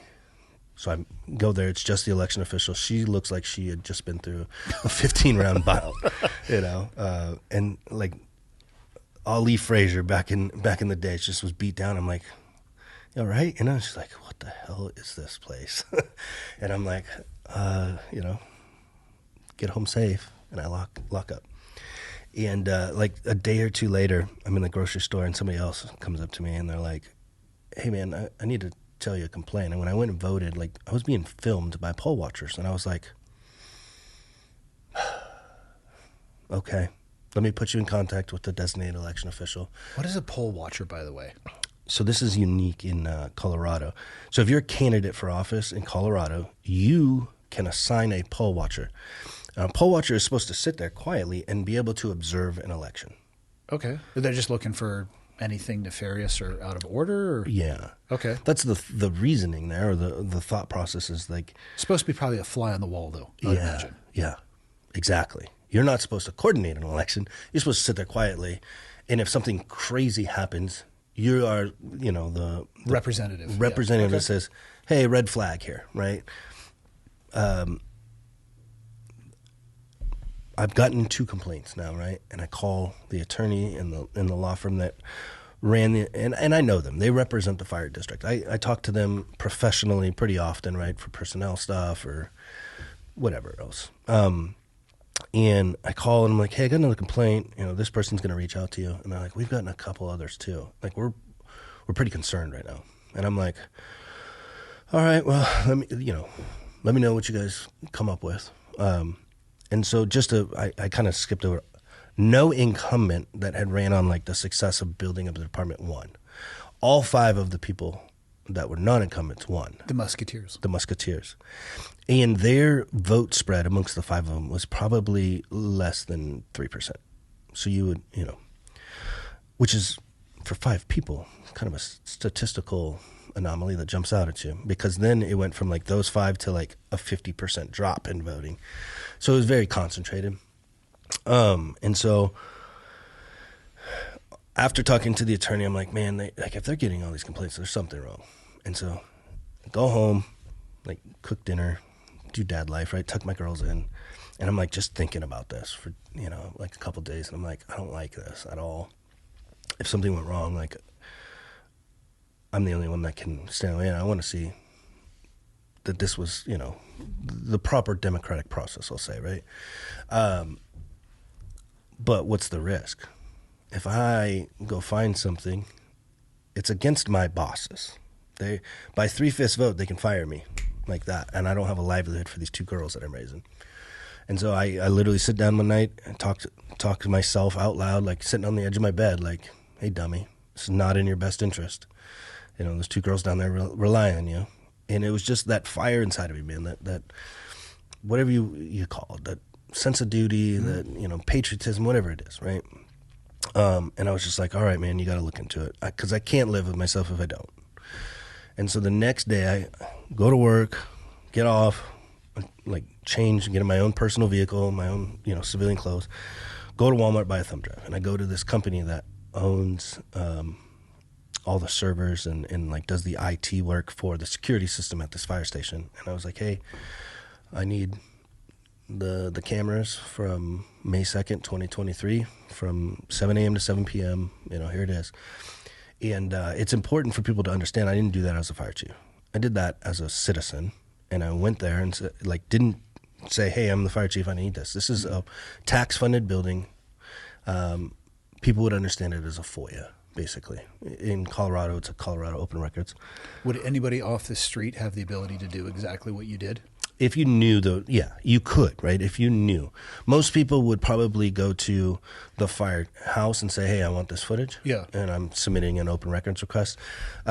I just knew the game a little better because it was what I did, right? So I just went through. Do you think they knew you were the fire chief, though? Yeah, I'm sure they did. Okay.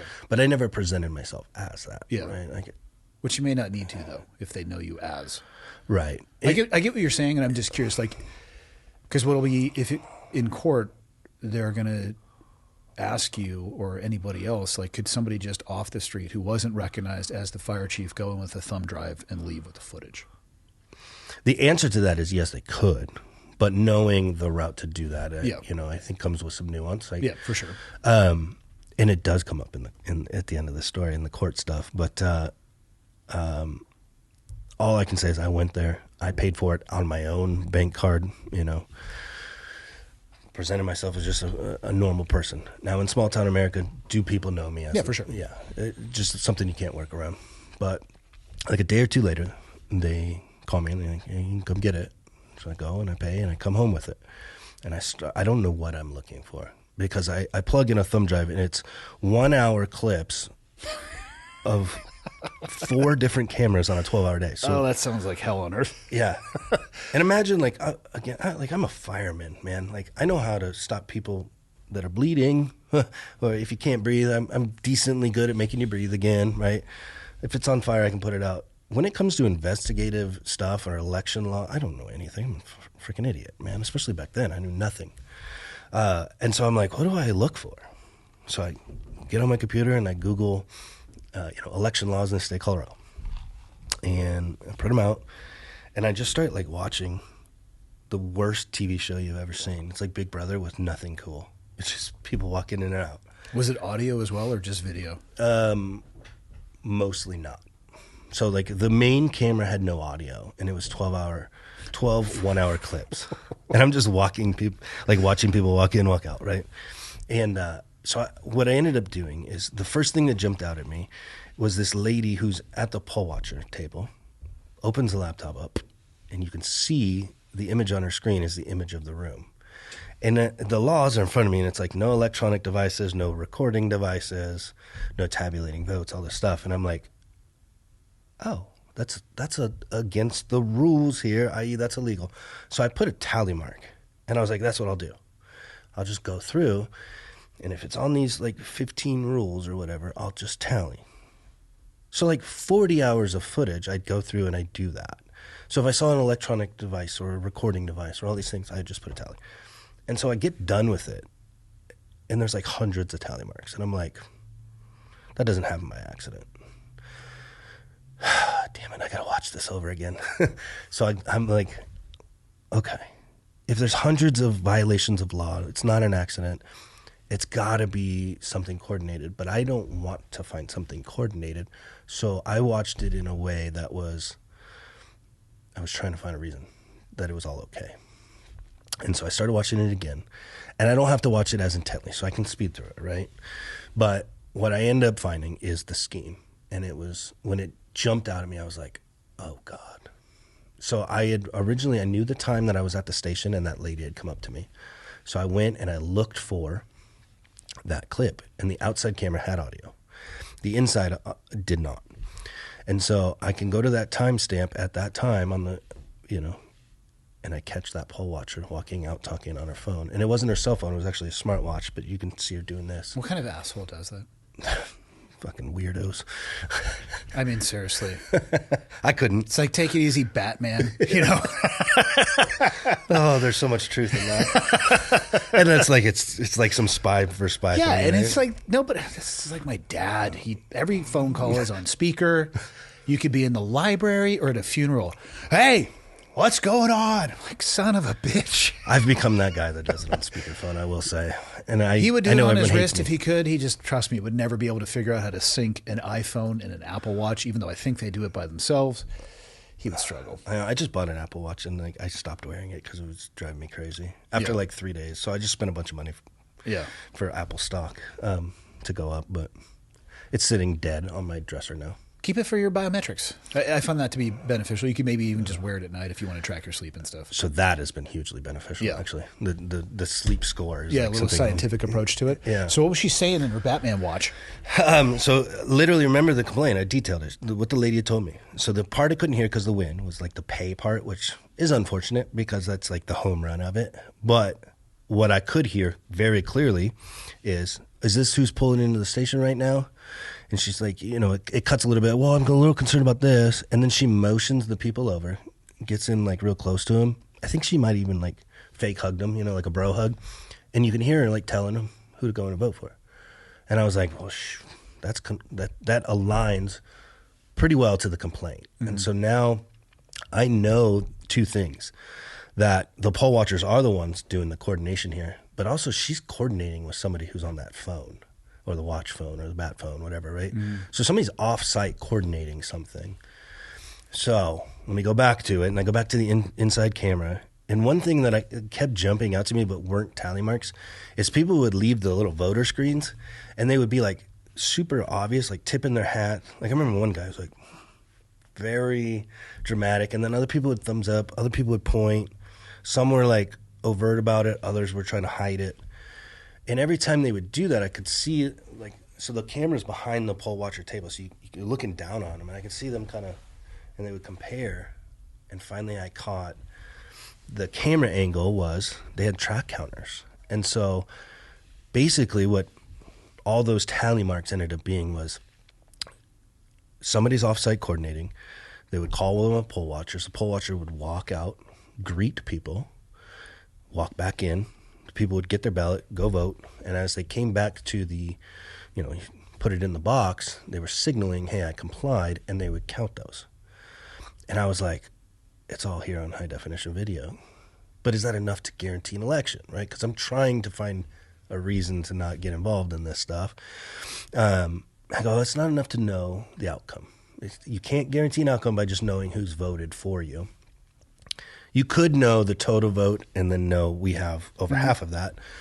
But there's like 12 total candidates, too, for 5 positions. And so the other camera that I had kind of not even paid attention to up until this point was 365 days a year is the engine bay, where I parked the fire engine, right? But on this day, the fire engine was moved out, and this is where they set the table up to do official ballot counts. So they bring it in, basically 2 election workers would come in with 2 poll watchers. They would unlock the box, they'd pull the ballots out, and they would sit and count them. So now you know the official counts.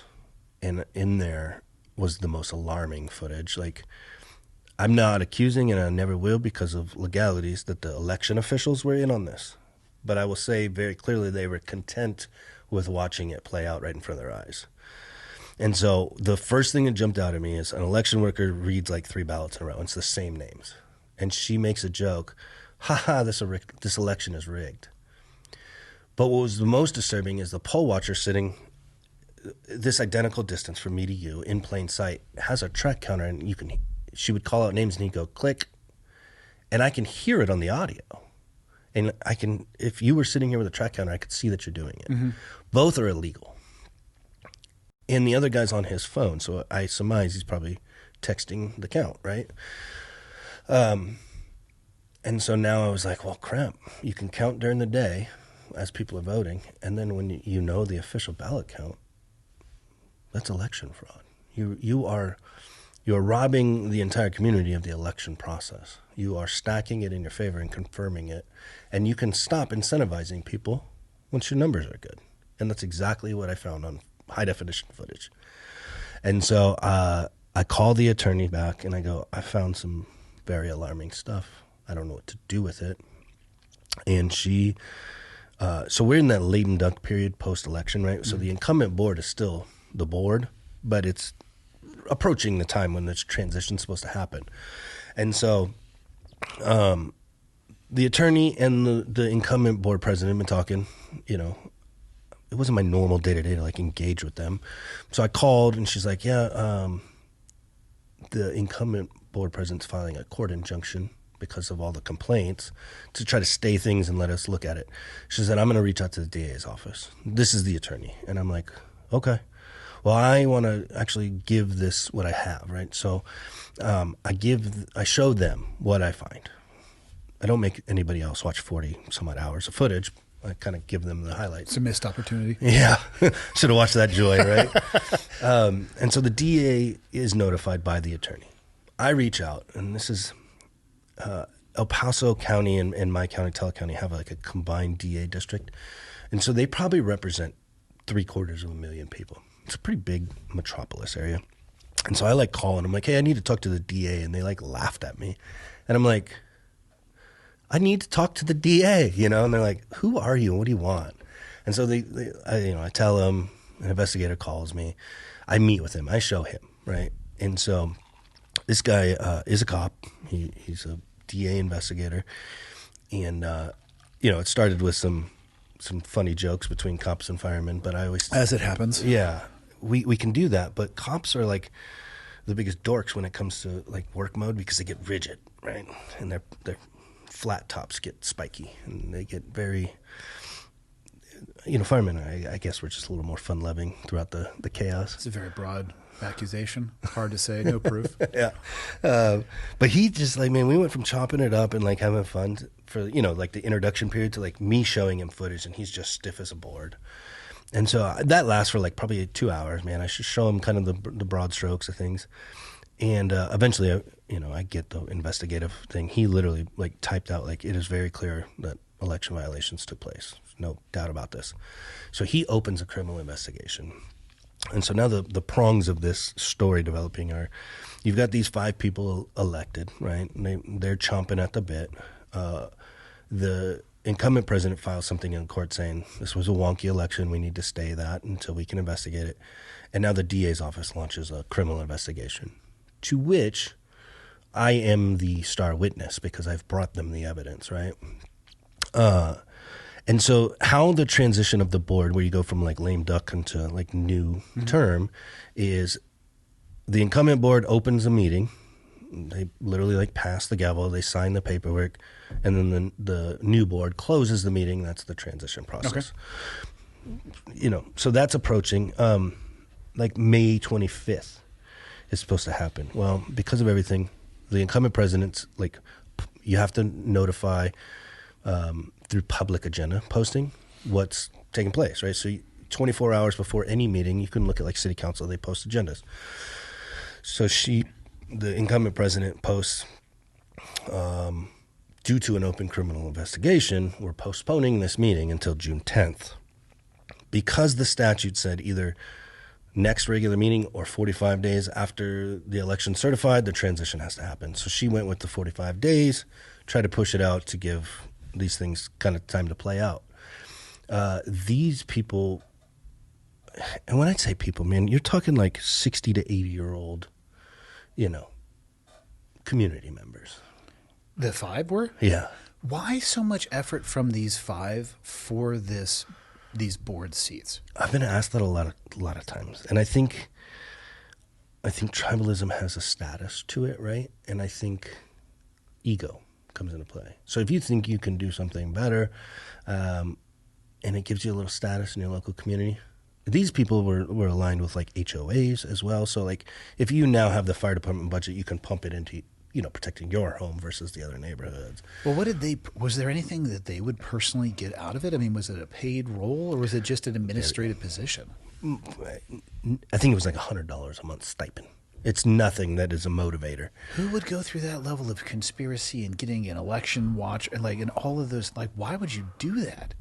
So this is still an answer I don't have, and it's what really blew my mind along this whole process. I was like, this is so stupid. It's a fire department. Why would you want to take over? Why would you want to destroy something just to kind of have to rebuild it and be like, see, we did it good? It makes no sense. So all I'm left with is the chaos that I had inherited in these, counter parties, I guess, allies and axis forces in this local community. The ego was so extreme in it that they just boxed themselves in, and that came with winning at all costs. It's the only thing I can surmise at the end of the day, because it makes no logical sense. Yeah. Otherwise. So when she posts that due to an open criminal investigation, these people find out they're in a criminal investigation. Oh, they were unaware up to that point. They were unaware. Surprise. Yeah, so I had met, hey, smile, you're on camera. Oh, and by the way. Yeah. So I had met with like May 19th, May 20th is when I met with the DA. So this is like 4 days later that this gets posted, right? And there's a lot of chatter that happens. I guess my incumbent president had told them directly, like, Chief Holt gave them the footage, And so I always say this, and it's humorous to me, although the situation has all but destroyed my livelihood and life and career. There's humor involved in it, right? And so I'm leaving work on May 24th. I'm pulling up Market, and this guy Paul and this lady Judy come walking up to me like they are the fucking New York mob. And they're like he's smoking. He's like, you're going to unlock the building for us. And I was like, no. And so I contact the attorney, and I typed a memorandum, which is kind of in the record now. I'm like, until somebody of legal authority can say who the board is, my only option is to lock everybody out. Were those 2 people part of the new elected 5? Yeah. 2 of the 5 musketeers tried to muscle you? Yeah. And imagine a bent over 60-year-old man and this, overweight woman with a speech impediment, like she slurred, are trying to bully me in the parking lot, telling me I'll unlock the building for them so they can hold this meeting and self-declare themselves in power. And I was just like, have a wonderful day. I'm going to go feed my daughters. I'll refer this to the attorney. And so the attorney is like, look, I don't really know how to navigate this anymore because I am who launched a criminal investigation. You've now testified. I have a severe conflict of interest because we administered the election, but we represent the district. Oh yeah, they're deep in that. Yeah, so she just sort of throws her hands up and says, we can't represent the district anymore. I now have an interest in we reported something criminal, which outweighs the civil contract we have. So they step away. And so literally May 25th, the next day, these people are like, we're in power. And I'm like, cool, whatever, And the incumbent board sort of just was like, we're not going to continue to elevate the temperature here. We're going to step aside. The criminal investigation or the court thing will play out, and some authority will make this determination. But we're not going to continue the chaos here, which I loved because it allowed me, or so I thought, to focus on running a fire department. Because everybody has to remember this is about a fire department, and 911 calls still happen, and we have to go respond and help people. So May 26th, I get a phone call from, Smoking Paul, who my last interaction was him trying to muscle me. was like, hey, I'm the board president, and I froze the bank accounts of the fire district. And I recorded this phone call. So, like, people can go to my socials, and they can hear all of this stuff, and they can see all these videos so we'll plug those at the end. But he calls, and he's like, I went to the bank and froze the bank accounts. And I'm like, okay. Why would anybody do that? You answer that for me, because there's no logical sense in it. I mean, what did you use the bank accounts for? Operations, paying for fuel, paying for truck repairs. Yeah, so why would anybody pause that? I didn't understand at the time. I know now, because of discovery from court stuff, there was some emails back and forth that says whoever controls the money is the one with the authority. So it was a power play. Yeah, but wouldn't it be just hurting the people that they were just elected to serve? 100%. And this Yeah. becomes a strong part of the story here. Yeah. And I framed it that way because it makes no sense to somebody removed from the situation. That's illogical. Yeah. May 26th is a pivotal day, too, because it's Friday going into Memorial Day weekend. What's Memorial Day weekend around here in Kalispell? Imagine you have a flood of city folk coming out. Mm-hmm. That's what it was there. So it's one of our busiest weekends of the year. And on Friday at about 4 p.m., he tells me, bank account's frozen, no access to it. I'm like, okay. So we get through that weekend. Tuesday, when you come back from that extended weekend, I'm like, hey, I need you to come in and sign something, which was our insurance renewal. And there was a form he had to sign, and I had an invoice for him. And so I see him face to face. Some tensions happen, but it's tertiary. He kind of harassed my secretary on a medical issue. But nonetheless, back to the bank thing, he wasn't even on the bank account. So in the end of the game here, it's bank fraud. It'd be like me going to your bank account, which maybe is in town here, right? Go in and say, hey, I want to freeze Andy's bank account. And they're like, okay. Somebody's going to be like, that's probably not smart, right? And so their legal department for the bank caught on pretty rapidly after the Memorial Day weekend. Was like, who's this random dude that said he wants to freeze the bank accounts? He's not on the bank accounts. He's not authorized on it. Activate the fraud protections of banks, right? And they hard freeze the accounts. But nobody tells me that. So basically a week goes by. So we're now in like June 5th timeframe. And I get, this is Monday morning, I think it was June 5th. Like I start getting phone calls, like our fuel bill. We have some tanks at the station where we filled the fire trucks. They were like, hey, we can't deliver your fuel because the bill didn't go, the invoice didn't go through. And I'm like, okay. And then the utilities company, and then the internet company. Everybody called that first week of the month, generally, so when all the bills would get paid. And so everybody's calling me as the chief and was like, we're not getting paid. You're going to have to shut off services and all this. And I'm like, sweet. So I inform him, the board president, and then I get a email, on my personal email. And it's from this guy, Alan, who's another one of the 5 musketeers in the story. And it's a pro se response to that court injunction that got filed, because that's still sort of processing in the court system. And I'm like, immediately, I didn't even open it. I'm like, hey, man, I'm not party to this. Like, don't send it to me. And he fires back, I've implicated you for felony charges. And I'm like, right, so then I open it. And he's accusing me of committing some sort of like surveillance fraud or whatever for accessing the security system of the fire station. I've never met anybody that's opposed to a security system unless you're doing something unsavory, right? And so he basically was like, well, he accessed this and turned it over, and so I want him charged. And I just kind of laughed it off, like whatever. But in my contract, there's an indemnification clause. So I now have a board member accusing me of felony crimes for accessing and investigating election fraud. And so I tell the board president, like, hey, I need to invoke this clause. I need somebody to, retain me an attorney. Or I'll do that. I just need the check for it. And that goes in ignored. And so the next day, June 6th, is the day all hell breaks loose. But that insurance thing that I had him come in and sign, he never pays it. And so on June 6, 2023, the insurance company calls and like, hey, we haven't received this $23,000 invoice to renew your insurance, so you're in danger of that being canceled. So I inform them. All hell breaks loose. And so, again, through discovery, things are clear 2.5 years later. So I can give you guys the time frames of that, but like at like 3:11 p.m. is the notification of that. And so he says, hey, I'm sending you money from my personal bank account, $23,000, to pay this bill. And then at like 4:32 p.m., he emails me and says, shut operations down of the fire district. You cannot respond to phone, emergency calls, which in my world is insanity. Like, what do you mean?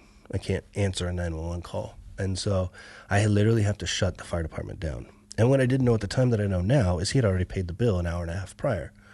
So in that hour and a half time span, the tactics changed a little bit. And so now they're shutting the fire department down, and they shut the fire department down for 4 days. And the news comes calling, all this stuff, right? He makes a public statement where he admits fault, that he froze the bank accounts. The bank determined it was illegal. Bills didn't get paid, right? Now, meanwhile, these folks had hired a new attorney to which they had cut off the access from me. And so as a fire chief, it's pretty normal for me to engage with and work through issues with the attorney to make sure we're doing things proper. They had cut me off from that. And so I'm kind of isolated on an island of trying to make the best decisions I can. So I had a short news thing where I'm like, I just don't know what's going on. Yes, we had to shut down. This is what I know. And then I'm supposed to be on vacation for a week, spend time with my girls during summer. I do that before I even get through the week, man. I get a notification that I need to show up at a meeting on June 22nd. And I get the agenda, and it says evaluate my employment. We all know it's coming, right? So I go in. They rent a movie theater commercial popcorn machine and lemonade dispensers like it's a party, and they try to humiliate me, and they blame me for the insurance not being paid. This is still 60 to 80-year-old people doing this stuff? Yeah. Like they're the mob. It's just wild, man. So in the bylaws and the policies and my authorizations, I was never on the bank account as a fire chief because that's the board's responsibility. I couldn't cut checks. I had a credit card with a $5,000 max that I could do an emergency to pay for things, right? Like a fire engine tire blows out and we need to get the fire engine on, and I have a credit card to do that. This was a $23,000 bill, so I had no way to pay it. Even if I had access to the system, I wasn't on the bank account to sign it. The policies and bylaws said I couldn't expend more than $5,000. And, oh, by the way, they illegally froze the bank account. So on June 22nd, they fired me for the insurance bill not being paid. In public fashion with, like, movie popcorn machines popping popcorn in the background. It was quite a ridiculous situation. And so I filed a lawsuit. Mind you, the criminal investigation's still ongoing. The court stuff's still ongoing. They acted with just such haste. I mean, it was 33 days from the day I met with the criminal investigator until I no longer had a job. And so I filed a federal lawsuit. You were pretty keen, and you understand there's some things in that of like what capacity were you acting in, which a lot of people don't understand out there. First Amendment protects you if you're a citizen. It doesn't protect you in employment if you're doing it for what you're paid for. And so I litigate this for 2 years. And in that 2 years, I never got to show any of the evidence. Like, the facts don't matter. It's procedure. File a motion to get rid of this because we don't want to face it.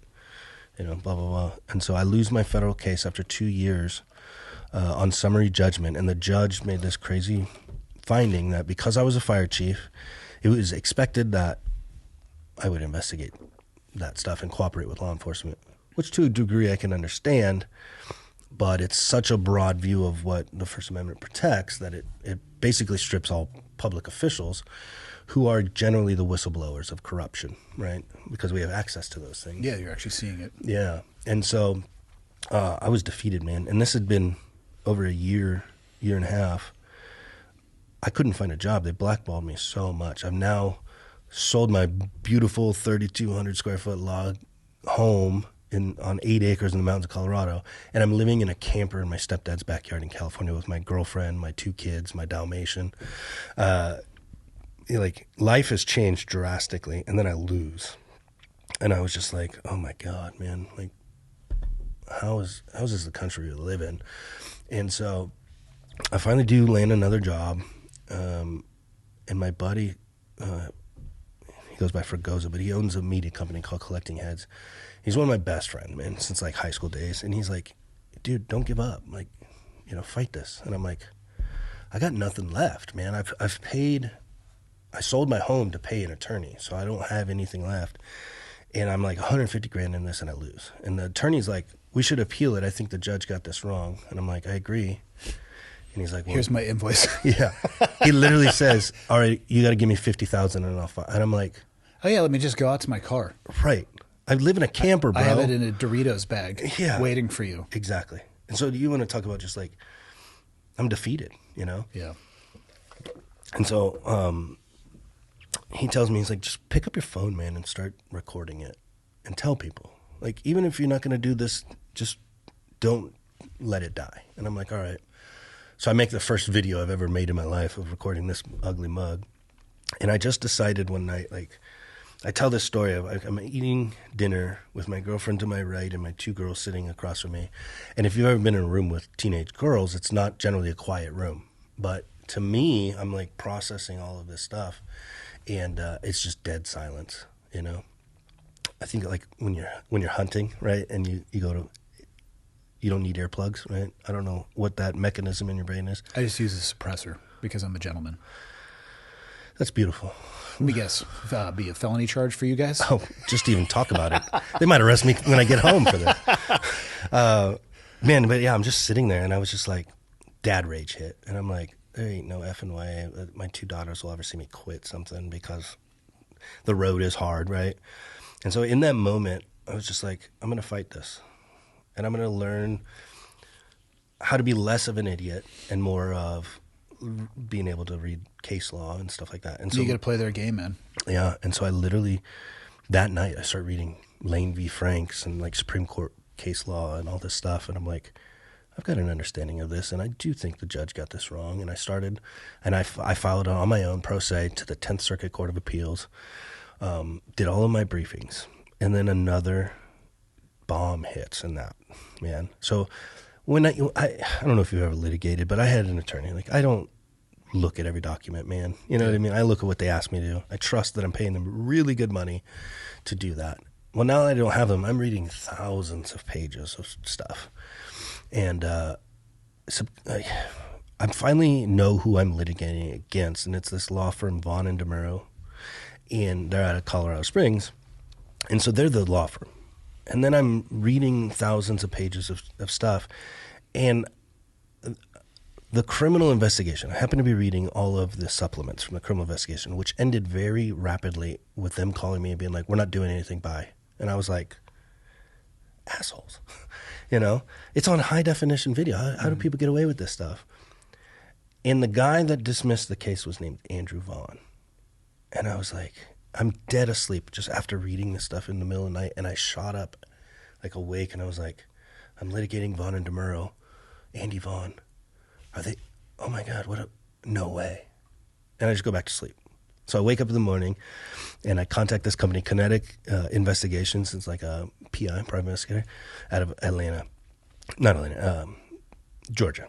And I'm like, hey, can you run these names? They're spelled the same, and tell me if there's any sort of relationship there.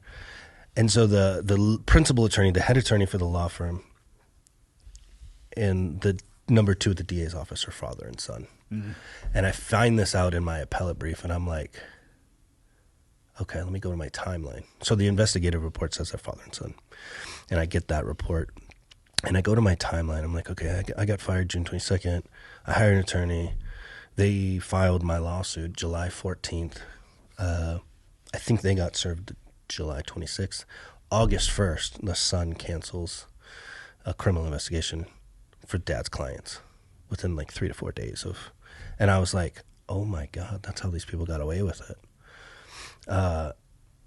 And so meanwhile, I'm telling the story in like 10-minute clips on TikTok and Facebook, and just people are like starting to follow along, you know.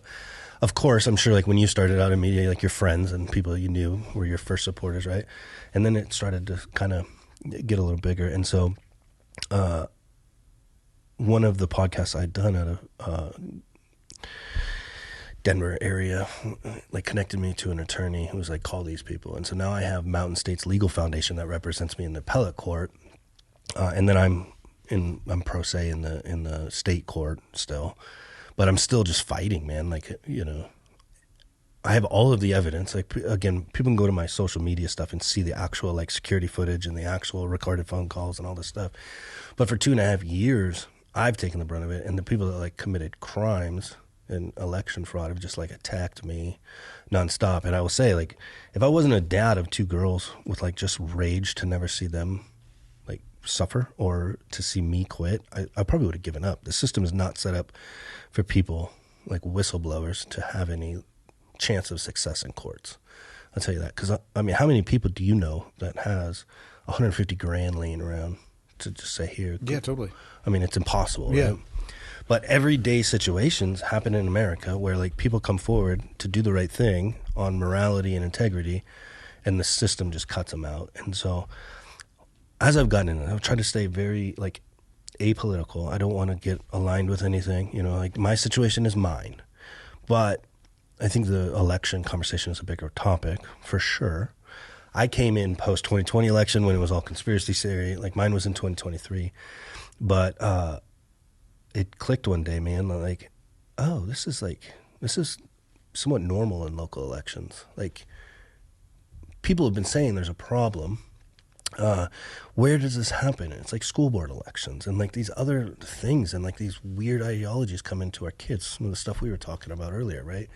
And so it's like, oh, okay, there's a valid fight here, and whatever it costs me, whatever energy it expends, it's worth it for me to fight, not only for my kids, but like that there's a greater thing at stake here. Yeah. You know, if our elections are like, Colorado election laws are so weak, it's like a misdemeanor to completely cheat an election. I mean, think of that craziness, right? That doesn't make any sense. If you do win, what is the desired outcome that you're looking for? I think there's enough of like a reward of saying you won something. I'm popular because more people voted for me than you. And if that, then people like me better, and I'm cooler than you. At a local level, I really think that's what it is. In the same county where I was going through my stuff, like the school board elections were so much vitriol. Like, they probably spent 10 times the operating budget on lawsuits back and forth at each other that just deprived the kids of like, what's the purpose here? So mine was a fire department. If you're a school board, you're going to waste $5 million on lawsuits to say I was right and you were wrong? Or should you just apply that to the kids and their learning?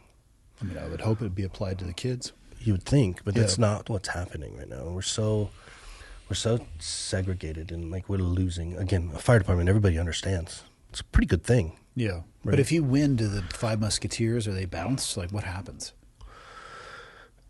You mean if they hadn't won the election? No, if you have an appeal in right now, right? Oh, no, actually. So they would be fine because they have insurance that says even if we do wrong, the insurance claim. Yeah. Like, I get to depose them, but they don't have any risks.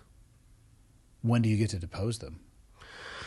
Here soon I get to, for my state case. So they tried to dismiss it 3 times. So my federal case is a First Amendment case. It's First Amendment protected speech. So in the state case, it's you fired me, breach of contract. You know, you didn't. So there would be monetary damages awarded, essentially. So they're going to have their job regardless. 100%. When are they up for re-election? Well, so 4 out of the 5 aren't even there anymore. Did they die of old age? No. One of my favorite quotes in the world is Mark Twain. It's, I'll never wish death upon anybody, but someday I'll read obituaries with great pleasure. They're all still alive. But like within 6 months, like 2 of them didn't want to waste their time anymore. And so they resigned. Why did they run in the first place? Ego is a cancer, man. That's all I can I think old people have too much time on their hands. That is a huge problem, for sure. And if, like, your social circle pumps you up to, like, you know, you got to do this. If you don't do it, you know, like, you lose your social circle, I guess. That's when I turn around and say, why don't you go do it? If it's such a good idea, I'll follow you. Yeah. I'll golf clap for you. It's crazy. So now, and like, they don't even get along anymore. Like, I can't believe the Five Musketeers broke up. yeah. When you don't have good intentions, it's going to stay free. You know, it's like, if you're going to rob a bank, you do it alone, right? Yeah. I mean, that's... So the best you can hope for at this point, I guess it would be two-pronged. One, you could show that the election fraud existed and alert people to how it happened and try to prevent it. And two, hopefully you can make some of your money back that you spent on your legal fees. Yeah, so there's a third tier, which is the most important one. Yes, I can, if I win a case, there's a monetary damages that can be applied, right? Everything that I lost to make me whole again, which, you know, hopefully that happens. But the third tier really is case law at this point. So I was a high-ranking public official, right, a fire chief in a local community. If the judge's decision that is affirmed by the appellate court, it's now locked in as case law that, like, any public official who's generally the whistleblowers has no protections, whatever, nobody will ever come forward. Yeah, that case law would be cited explicitly in situations like that. Yeah, so now having it reversed, protecting public officials is my number one. The election law conversation is a tertiary, to be quite honest, right? It's the constitutional law is the important part of it because it protects other things. I will fight the election integrity stuff on my own by coming here and talking about it. I do think there is a problem with it. You know, the federal politics right now, it's a very hot topic again. I think Trump just yesterday said, you know, like, there's truckloads of evidence coming out about 2020. We'll see. He says a lot of wild stuff. Yeah. Show me the truck. Yeah, That's what I need to see is the actual evidence. Yeah, me too. I am at a place where I think politicians have done almost everything they can to erode the trust in those they are supposed to be serving. So I need to see it. Sorry, sir. Yeah, I mean, me too, man. I have such an objective lifestyle, right? Like, I need to see it before I believe it, kind of thing. I didn't believe in election fraud even existed because I voted in 2020. I was like, come on, guys, you know. But then I saw it firsthand. I'm like, oh, it can happen, and this is how it can happen. And if it can happen locally and nobody will be held accountable, then of course it can happen at the state and federal level. And so, did you see his pardon of Tina Peters? No. She was a Mesa County election clerk. And so she is in prison now. She was a Navy SEAL mom. I knew her son well, Remy. Did you? Yeah, he died in a parachuting accident at a demonstration with the Leapfrogs. Yeah. So his mom is in prison in Colorado for imaging, and I wouldn't do it justice. But I'm very closely aligned with her cause. And what is she in jail for? So she imaged a Dominion voting machine after Jenna Griswold, the secretary. What does that mean, imaged? Like took a picture of? Ask your IT guy. Like, what does that mean? Michael, you're an IT guy. What image means? Well, actually, let's checked it to make sure it well, like worked, she preserved what was her first name? Tina Peters. Tina Peters. Pull it up. I actually saw. I mean, I knew Remy, but I actually saw an article about this within the last few days. Yeah, it's a very hot topic right now because Trump just pardoned her federally, and she's still in prison. And the state is now saying, well, she's in prison on state charges. So I've actually messaged her in prison, which is... What? Yeah, they have like text stuff. Okay. And so her podcast is called Truth Matters, and it's guest hosted, obviously, because she can't do it. And so I had heard about Tina's case, and originally I thought she had done something crazy bad. So President Donald Trump claimed that he is granting a full pardon to Tina Peters, a former Mesa County, Colorado clerk who's sentenced to 9 years on state-level charges related to election interference during the 2020 election. So this is why she's still in prison. However, the president does not have jurisdiction over state charges. In Colorado, officials are pushing back, contending that the president's promise of a pardon is unconstitutional. Okay, scroll down, Michael. I would like to see... So her charges are crazy, though. Peters was convicted in August 2024 for giving an individual affiliated with MyPillow CEO Mike Lindell, a Trump ally, access to the election software she used for her county. What? So ABC News isn't going to publish, incendiary stuff. So I've looked into hers because after I started looking, she actually didn't get charged with anything related to election. In fact, the judge denied 41 motions to enter in that she was doing her federally regulated job as an election clerk. Well, what is she in prison for then? Scroll down. Those are both impersonation and fraud. For 9 years. Now, remind you, Colorado allows like rapists and drug murderers and all this other stuff like on probation. Yeah. And so you've got a Gold Star mom who's like survived lung cancer. She's pretty sick right now. Yeah. They have her in solitary confinement as a 70-year-old woman. And so I really dug into this after I learned more about her. And this is the election conspiracy conversation right here. She was an elected election official. Okay. Her job is defined in law. And so I think it's 22 months. The federal statute says you have to preserve election records. Mm-hmm. And so the Secretary of State contacted her and said, we're coming down to re-image your voting machines. And she was like, well, hold on. Federal law says I have to preserve these records for 22 months. And so she got nervous about it from my understanding. And she had a tech guy come in and image, I guess, would be like clone what is there now. We'll say copy for a word that morons like us understand. Yeah, let's keep it real simple, right? And so the Secretary of State came down with her goons and like taped windows up in Tina's office and did stuff to these machines. And so then Tina compared them, and there was some really bad findings of like, these don't align. And so now, and Mike Lindell was the guy that was like going around saying the election was stolen in 2020, yada, yada. And so the MyPillow guy?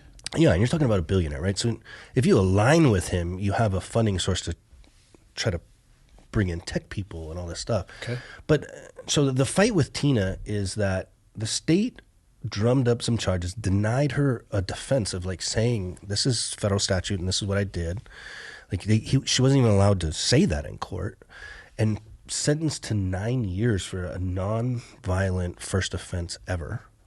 When like the guy that planned to murder Justice Kavanaugh in Colorado, got like 8 years. Yeah, it's probably not a good idea to compare two unrelated things, though. I agree. And that's one of the things that keeps happening is they're like, oh, this drug czar got 6 months probation. It's like, well, yeah, but it's different, right? Every courtroom is different. Did she go to a jury trial? She did. So the state kind of narrative right now is that it was a Republican judge, which I didn't think judges were partisan, and a trial by her peers. Put into place by people in political power. Yeah. So one of my judge that I had is a foreign-born Biden appointee. Yeah. And I took I've apologized for this so many times, but it's something that I feel and I want to be honest about. Like, she's a naturalized citizen, but she told me, somebody that's a natural-born U.S. citizen, that I don't have a First Amendment, and I always took a grudge to that. Why? I don't know that that's fair. The fair is in Iowa. It has cotton candy, and it has a merry-go-round. I don't think it matters if she was natural-born or immigrated to this country or naturalized citizen. Is she correct in her interpretation of the law in regards to your position at the time? I will say my opinion is biased to the fact that she ruled against me, right? Yeah. And so it's an easy out for me to say I have a grudge with that. Yeah. But I think, I've met many naturalized citizens that are the most patriotic people. Totally. Yeah. And so I think you're hanging your hat on the wrong thing there. I don't think it matters. If you keep calling me out, Andy, I'm going to lose my story. No, it's really awesome that you challenge those thoughts, because it is an out for me to say that's an excuse, rather than is the law applied right? And it's an intellectually weak position, if I'm being honest, to say because this person was a naturalized citizen and I was born here, which, by the way, neither of you had control over. She's the one who made the choice to come here, go to the naturalization process. I bet you she knows more about the history of this country than most born U.S. citizens. I would venture to say that's usually accurate, and she is a federal judge, so she's probably pretty good at that. Yeah. But do you know call that me you out, can man. see better when your head's out of your ass? A few people have told me that. Yeah, just letting you know. They're usually ex-wives, but I have heard that. No, I'm just messing with you. Oh. And so, I know. God, what a healthy exercise, though, man. Yeah, like I knew her son. Her son was awesome. We used to fly wingsuits together in San Diego. They brought me in to. He was wearing video cameras when he died. They brought me in to take a look at the footage, and so unfortunately I've watched it a few times to try to get an understanding of what happened, because the malfunction was with his main parachute, and he attempted to cut away and deploy his reserve, and I'll leave it at that because I don't know where anything stands. It's pretty clear as to what was the cause of death, but I mean, he fought it until impact with the water. So I know a lot about her son, but I know almost nothing about this, so I can't really. I mean, if a jury, your peers, is justice blind? Of course it's not, right? We all have our biases, whether they're explicit or internal. But I'm not an expert in the law, but it's like, okay, 13 counts. I mean, do mistakes happen? Yes. Can things be politically influenced? Yes. Does it suck that a Gold Star family member might be in prison? Yes, but I'll be honest with you, I put no weight into the fact that they're a Gold Star. That, to me, is two very separate issues. One is a horrific weight to bear for the things that we have in this country, but also people who have that weight to bear can make horrible choices in their life, too. Of course. You know what I mean? Yeah, I just don't know enough about it to comment on specifically. Well, and I only brought this up. This is the election fraud conversation, is Tina's case, right? If she was persecuted because she imaged and caught the state doing wonky things and she was put in prison, that is the conversation, not my local election caught on video, right?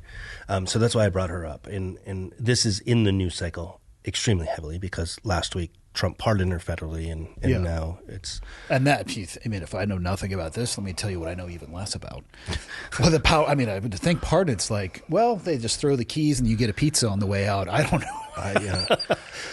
I mean, a pardon's got to be a really cool thing because you go, I'm going to be here for X amount of years, and then all of a sudden you wake up and they're like, hey, it is. Yes, Michael, will you look up, though, if a pardon is also an admission of guilt, if you accept a pardon? So there's a difference in clemency and there's a difference in commuting a sentence. Commuting a sentence, I know, is... So Victor Marx, who's running for governor right now in Colorado, was on a show, and he said, I would commute her sentence. I wouldn't provide her clemency because she was found guilty by a jury. So what do we got here? Yes, accepting a pardon traditionally implies an admission of guilt. As the Supreme Court stated, it carries an imputation of guilt and an acceptance of a confession to it. Okay, I mean, What a sweet deal, though. But I mean, at the end of the day, if you're changing your situation in life and you're getting out of prison, I don't think anybody's going to... I would say anything is better than being in prison. So call me what you will, sticks and stones, but I'm not in prison. Who knows?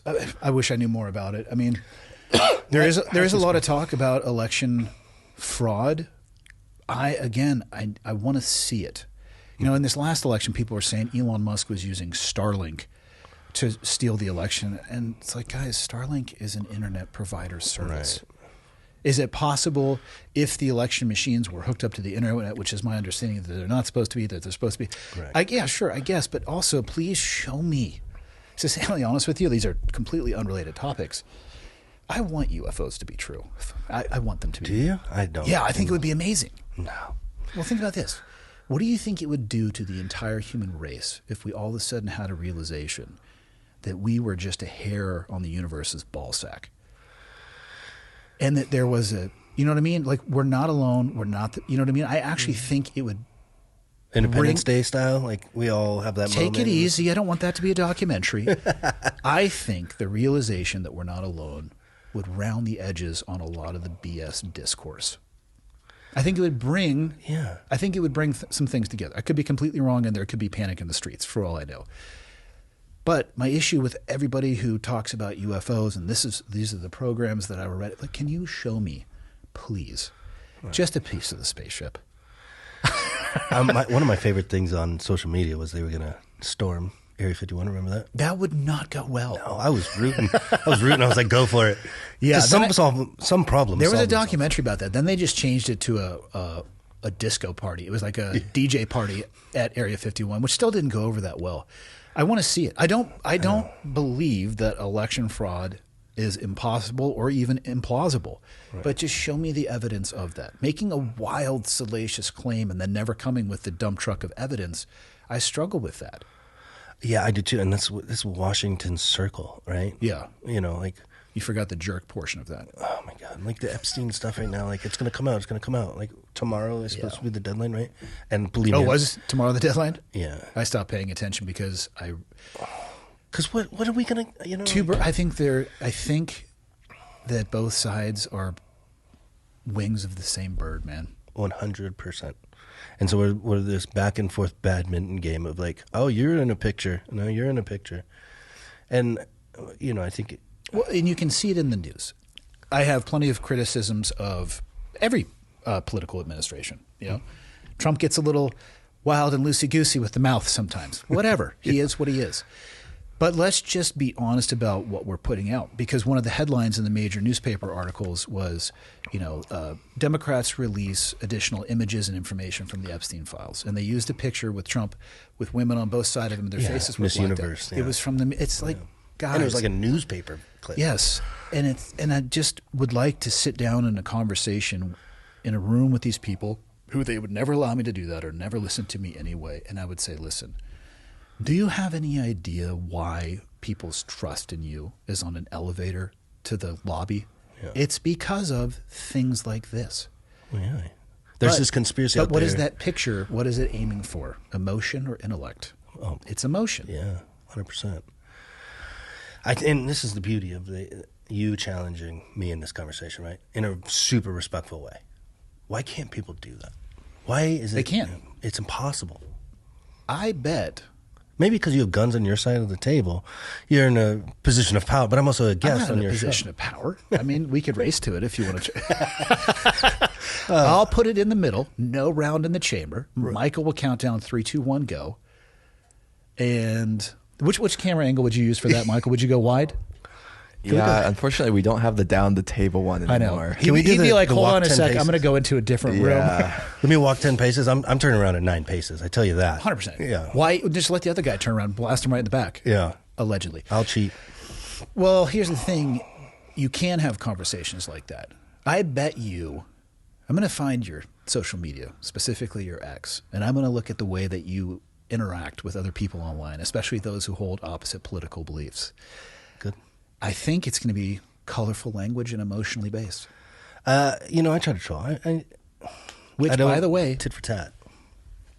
Why? Tit for tat what? No, I don't do that. Okay. Because it's useless. I was going to say, yeah, if it's emotionally based, you're answering your own question as to why people can't have conversations like that. It's because they choose not to.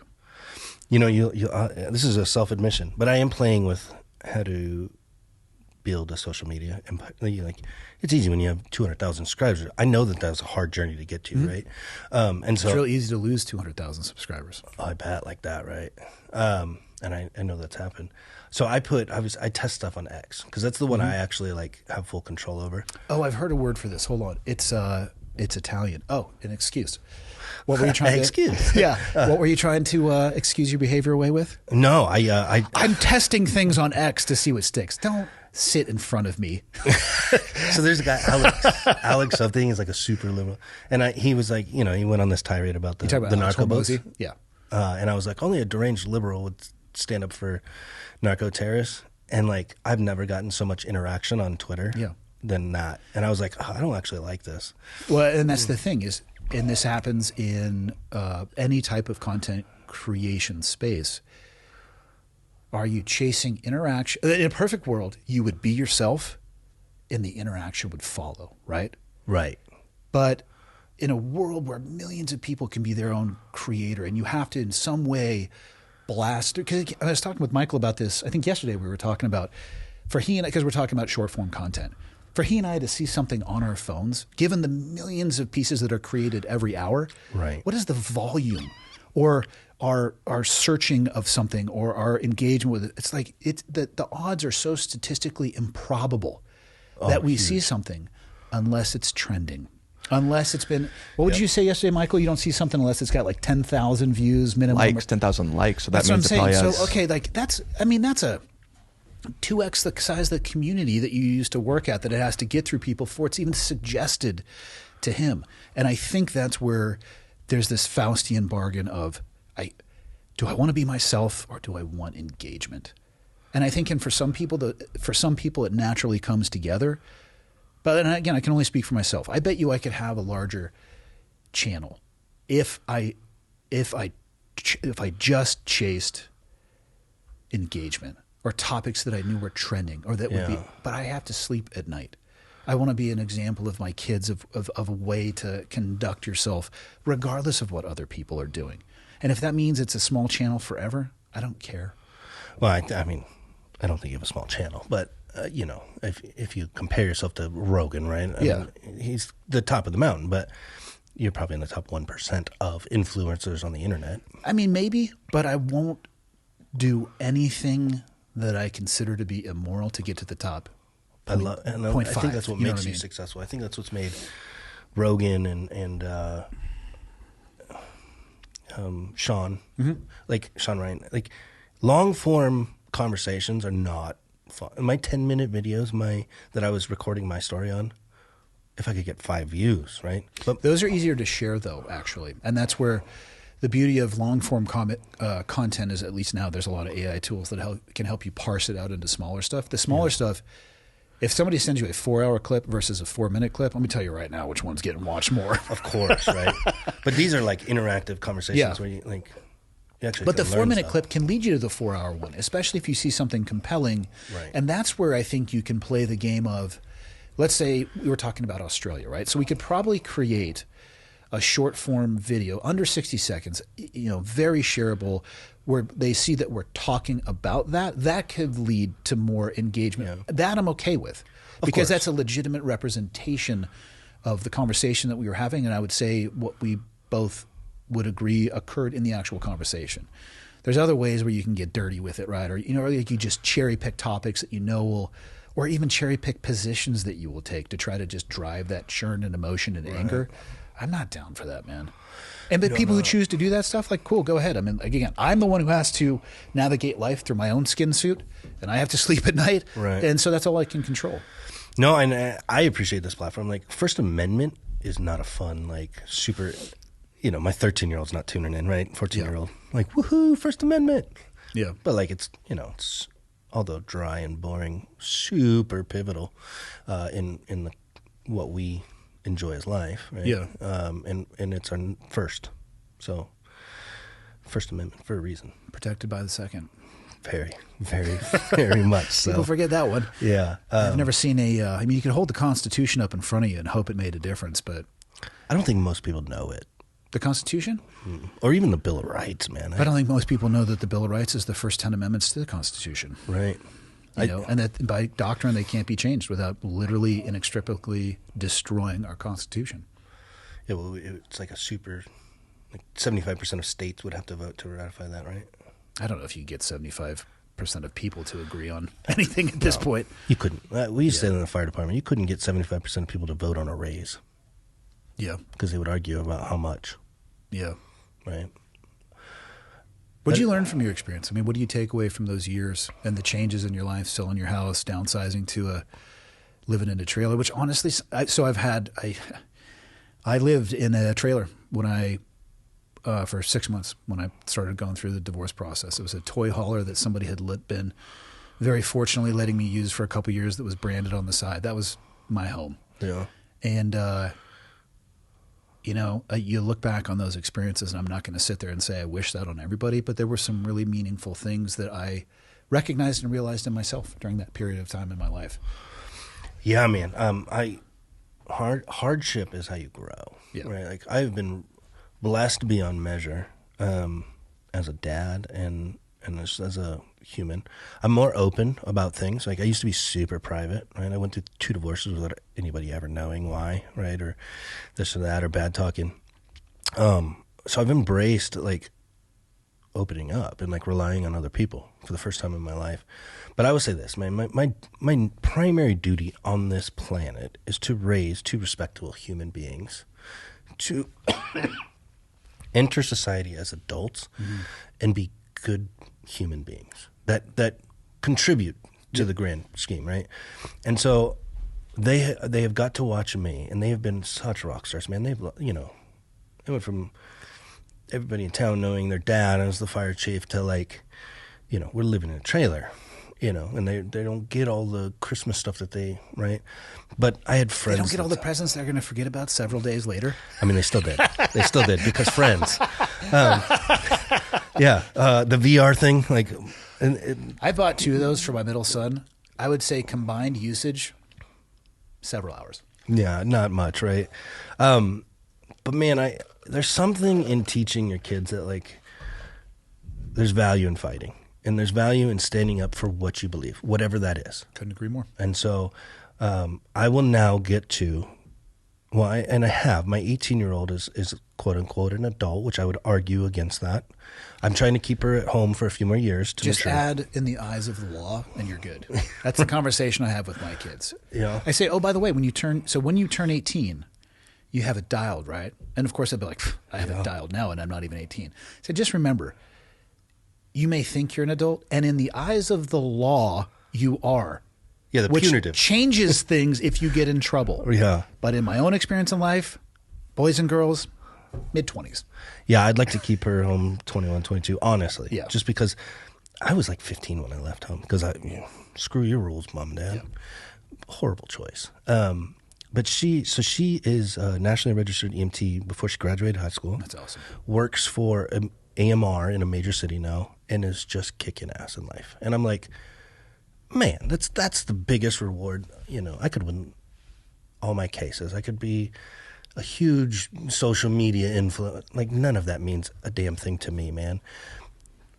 When I lay in bed at night and being happy with my life is really the only thing. And, like, through hardship, I think you appreciate that so much more. And I've rebuilt life now. Like, I'm probably better off than I was then. My career is gone. I don't work in firefighting anymore. But you kind of do. You deliver water to the firefighters. And if I were you, I would tell the firefighters that they can't even do their job without you. Touche. I'll rub that in every chance I can, for sure. You know, you're just delivering my product to the people. You're basically just a mobile penis spraying things out. Without you. Without me, you can't do you. Yeah. Oh, yeah. With the police securing the perimeter. You know, and I get to have some pretty cool conversations these days. That's pretty rewarding, man. Yeah. You know, I just want to be a good fucking human being. That's it.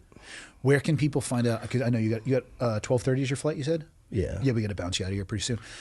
Where can people, if they want to dig in a little bit more, do you have a website? Is it just your socials? Where do you want to push people? Yeah, we're working on a website. It'll be just Holt, but go to Facebook. It's probably the most reasonable one to follow me on. Justice for Holt. I have HOLT. HOLT, yeah. I have X. I've got TikTok, which I don't do. That's how I originally filmed. I've got a YouTube, and I've got Facebook. I got a Give, Send, Go, and a GoFundMe if people want to help donate to the legal fund. Mm-hmm. I'll put those in the show notes too. Okay, awesome. You know, and just follow, you know, a like and a share and help me share the story. Again, like, if somebody sees it and they're going through some hardship, life gets better. Whistleblowing is not a fun thing, and the journey's not over, and it's been a consuming 2.5, 3 years of my life by the time this gets to the next phase. But yeah, it's worth it, man. If you want to have a good planet to live on in a good country, community, it's worth fighting. I agree. Thank you to the Calaveras Sheriff's Department. We didn't FaceTime them, but I got your stuff. It'll go up on the wall. Oh, and SWAT too. I mean, yeah, I saw a movie once that you're either SWAT or you're not. It's not a big deal. They're gonna geek out that you just said that. It wasn't a documentary. You don't need to fly a Huey helicopter and fast rope directly onto the roof where hostages are being held. Probably not tactically a good idea, but what do I know? That occurred in the movie. I'm not aware of Calaveras SWAT doing anything like that. I've been trying to get him a helicopter. I think that'd be cool. Good hometown people. My sheriff's awesome. Born and raised in the county, first female sheriff ever. Yep. She's a rock star. It's cool returning home, man. I would have never gone home if this situation hadn't happened, but now I am there. I just love the community I'm in. My local high school just won state for the first time in program history. Mm-hmm. That's a big deal. We're going to do a parade tomorrow. What event did they win in, or what sport? Football. I don't know, man. I think it was ping pong. Was he a chess guy? Come on, man. There's football, and then there's, That'd wrestling. be dope if there was state chess. nerd alert. Yeah, so shout out to Calaveras High's football team. Yeah, cool. But yeah, man, thanks for having me on. This has been awesome. Hell yeah. Yeah, well, we'll get you out to your flight. You got plenty of time. Flight leaves in like 2:15. Yeah. You'll zip through that airport. You'll be good to go. Yeah. Cool. Right on, brother. Appreciate you. Yep.